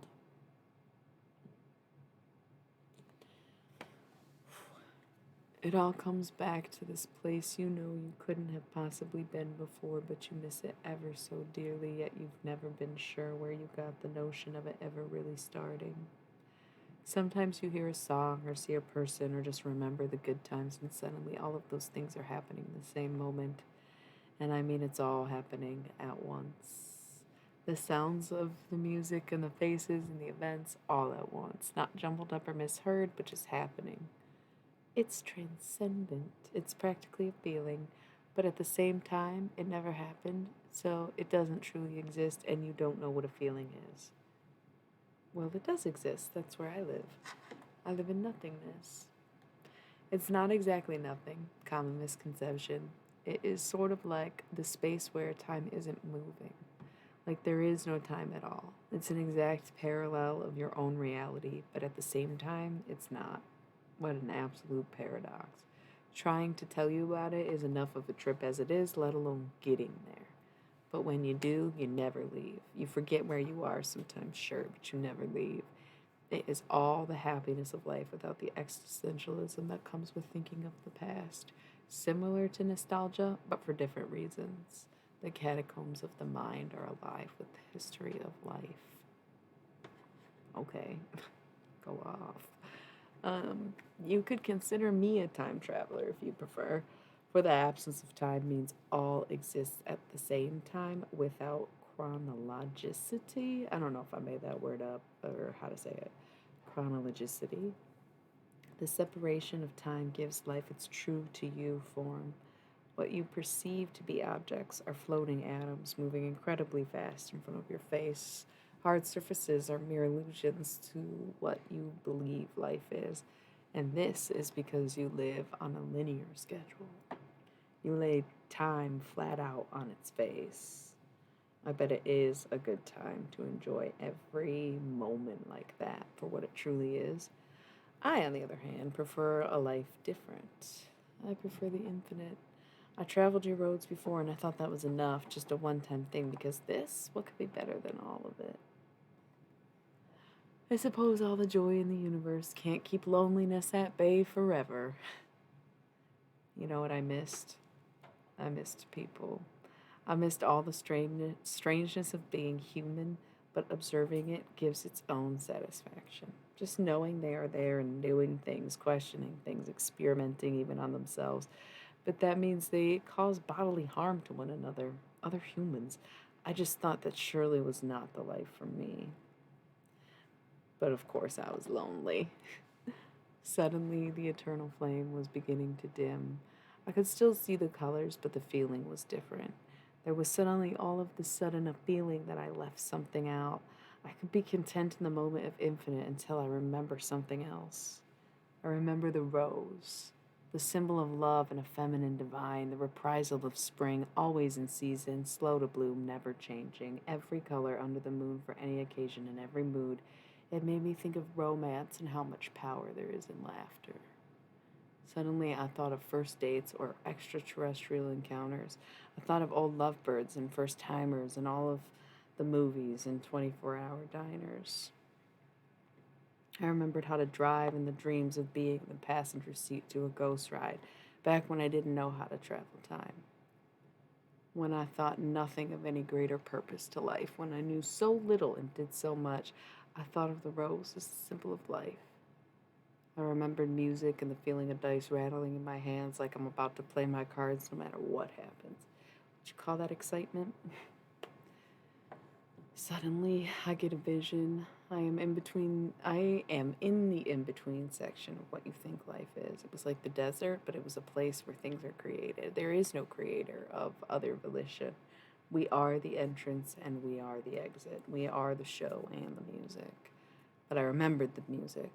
I'm transported. I am among the sands of time. I can hear the time loop rushing by, yet I also stand in silence.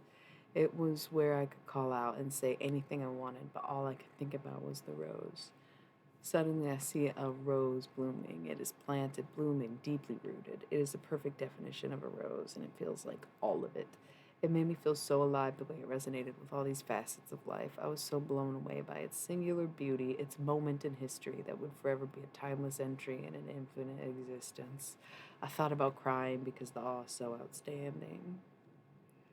I become gold, lustrous riches of gold. I am blankets of the sands that sparkle with time. I am the clock and the gadgets inside. I feel like the sun as I continue to shine. Suddenly, I am liquid. Rivers of illumination rush to the ridges of my mind, yet it is the extended cosmos of reality.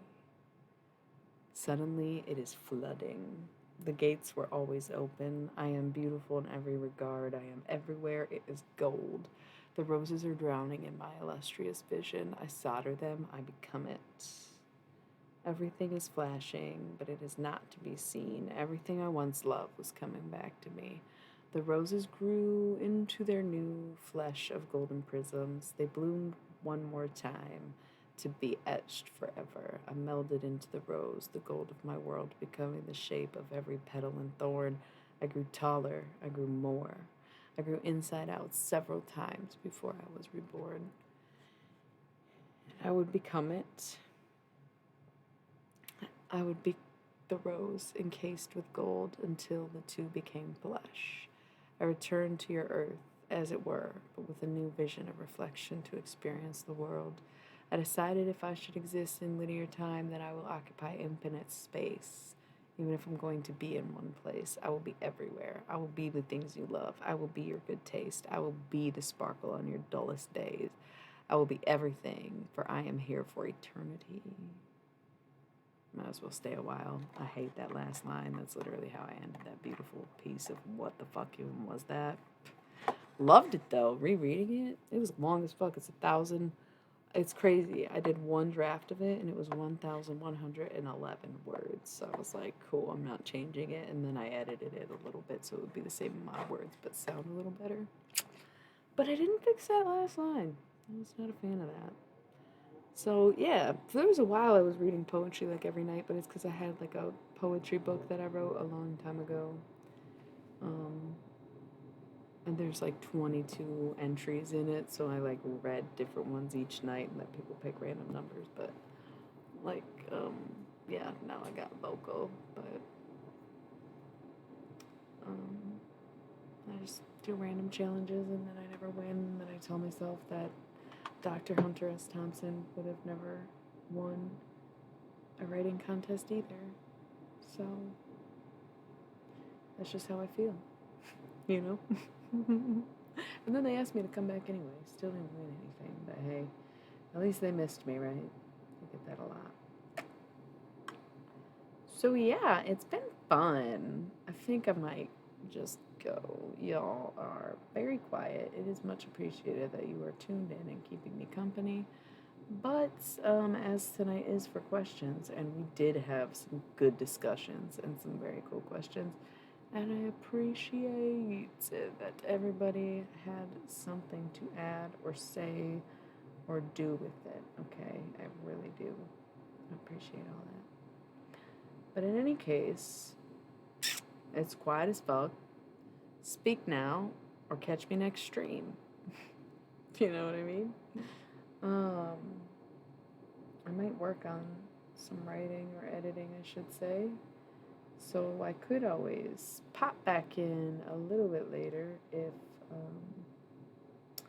you were feeling it, but it is a Thursday, so my Sunday and Monday streams seem to be doing alright, and Thursdays used to be a really popular night for me, but I don't know. Twitch just seems to be a beat all over the place, or maybe they're upset that I pre-scheduled just chatting in a tarot category. So in the meantime, if you get to this part of the replay, or if you are still listening right now, as it says a few of you are, could you just let me know if there's anything else you'd like answered next week? I am probably going to post a poll on my Instagram closer to next Thursday instead of just open-ended questions, because I think some people had a hard time being put on the spot with absolutely no guidance for questions other than my personality, which does branch across many different subjects of interest. So I will still take questions live and probably pre-questions on Instagram, but I will probably also include a poll so that during the downtime I do have something to go back to, and it'll be the chosen topic of the week. Because once again, I don't mind streaming, I don't mind hanging out, I don't mind talking to people, answering the questions about whatever it is they're asking, but I also don't like being interrupted during the tarot. So we're going to learn to hold all of our questions until Thursdays. Okay? And that was a little condescending. Do not mind that premenstrual bitch. My bad, y'all.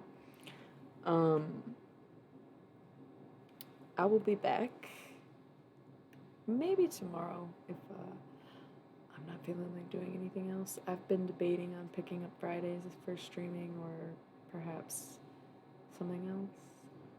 So maybe we'll do a writing session tomorrow night or just randomly throughout this week, or weekend. Sunday we will have our regularly scheduled Thoth, Halloween, and Cosmic decks to kind of gain some insight on what is the road ahead for the week, which is the last week of Sagittarius season. And then Monday we'll have our Connections night where we will peek into our relationships of all varieties for the week. The pink deck, the demon deck, and the mystery deck will be in play. So, alright. This was a good first questions night. So like I said, people ask during the readings, and honestly, I've been pretty patient trying to answer most questions, but I figured I could just reserve a night in which we answer.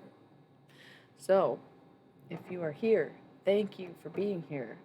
Part of me is guessing you have all fallen asleep to my soothing and somewhat hypnotic monotone voice. Everyone else, if you're watching the replay, thank you. You can visit my Instagram. You can even go on my website if you want to drop a question on my contact page. You can do that, or if you've gotten a reading from me or enjoy the stream, you can also leave a review. If you have any more private questions, just mark it in the form. But yeah, check it out. Love you all so much. Thank you for tuning in. Thank you for the very cool questions. Thank you for the conversation when y'all were here and awake for it. Much appreciated. I will be back for sure on Sunday. So, ta-ta for now. Until then, good night, good luck, good morning, all that stuff. Mwah, mwah, mwah. Thank you. I love you. I will see you next time.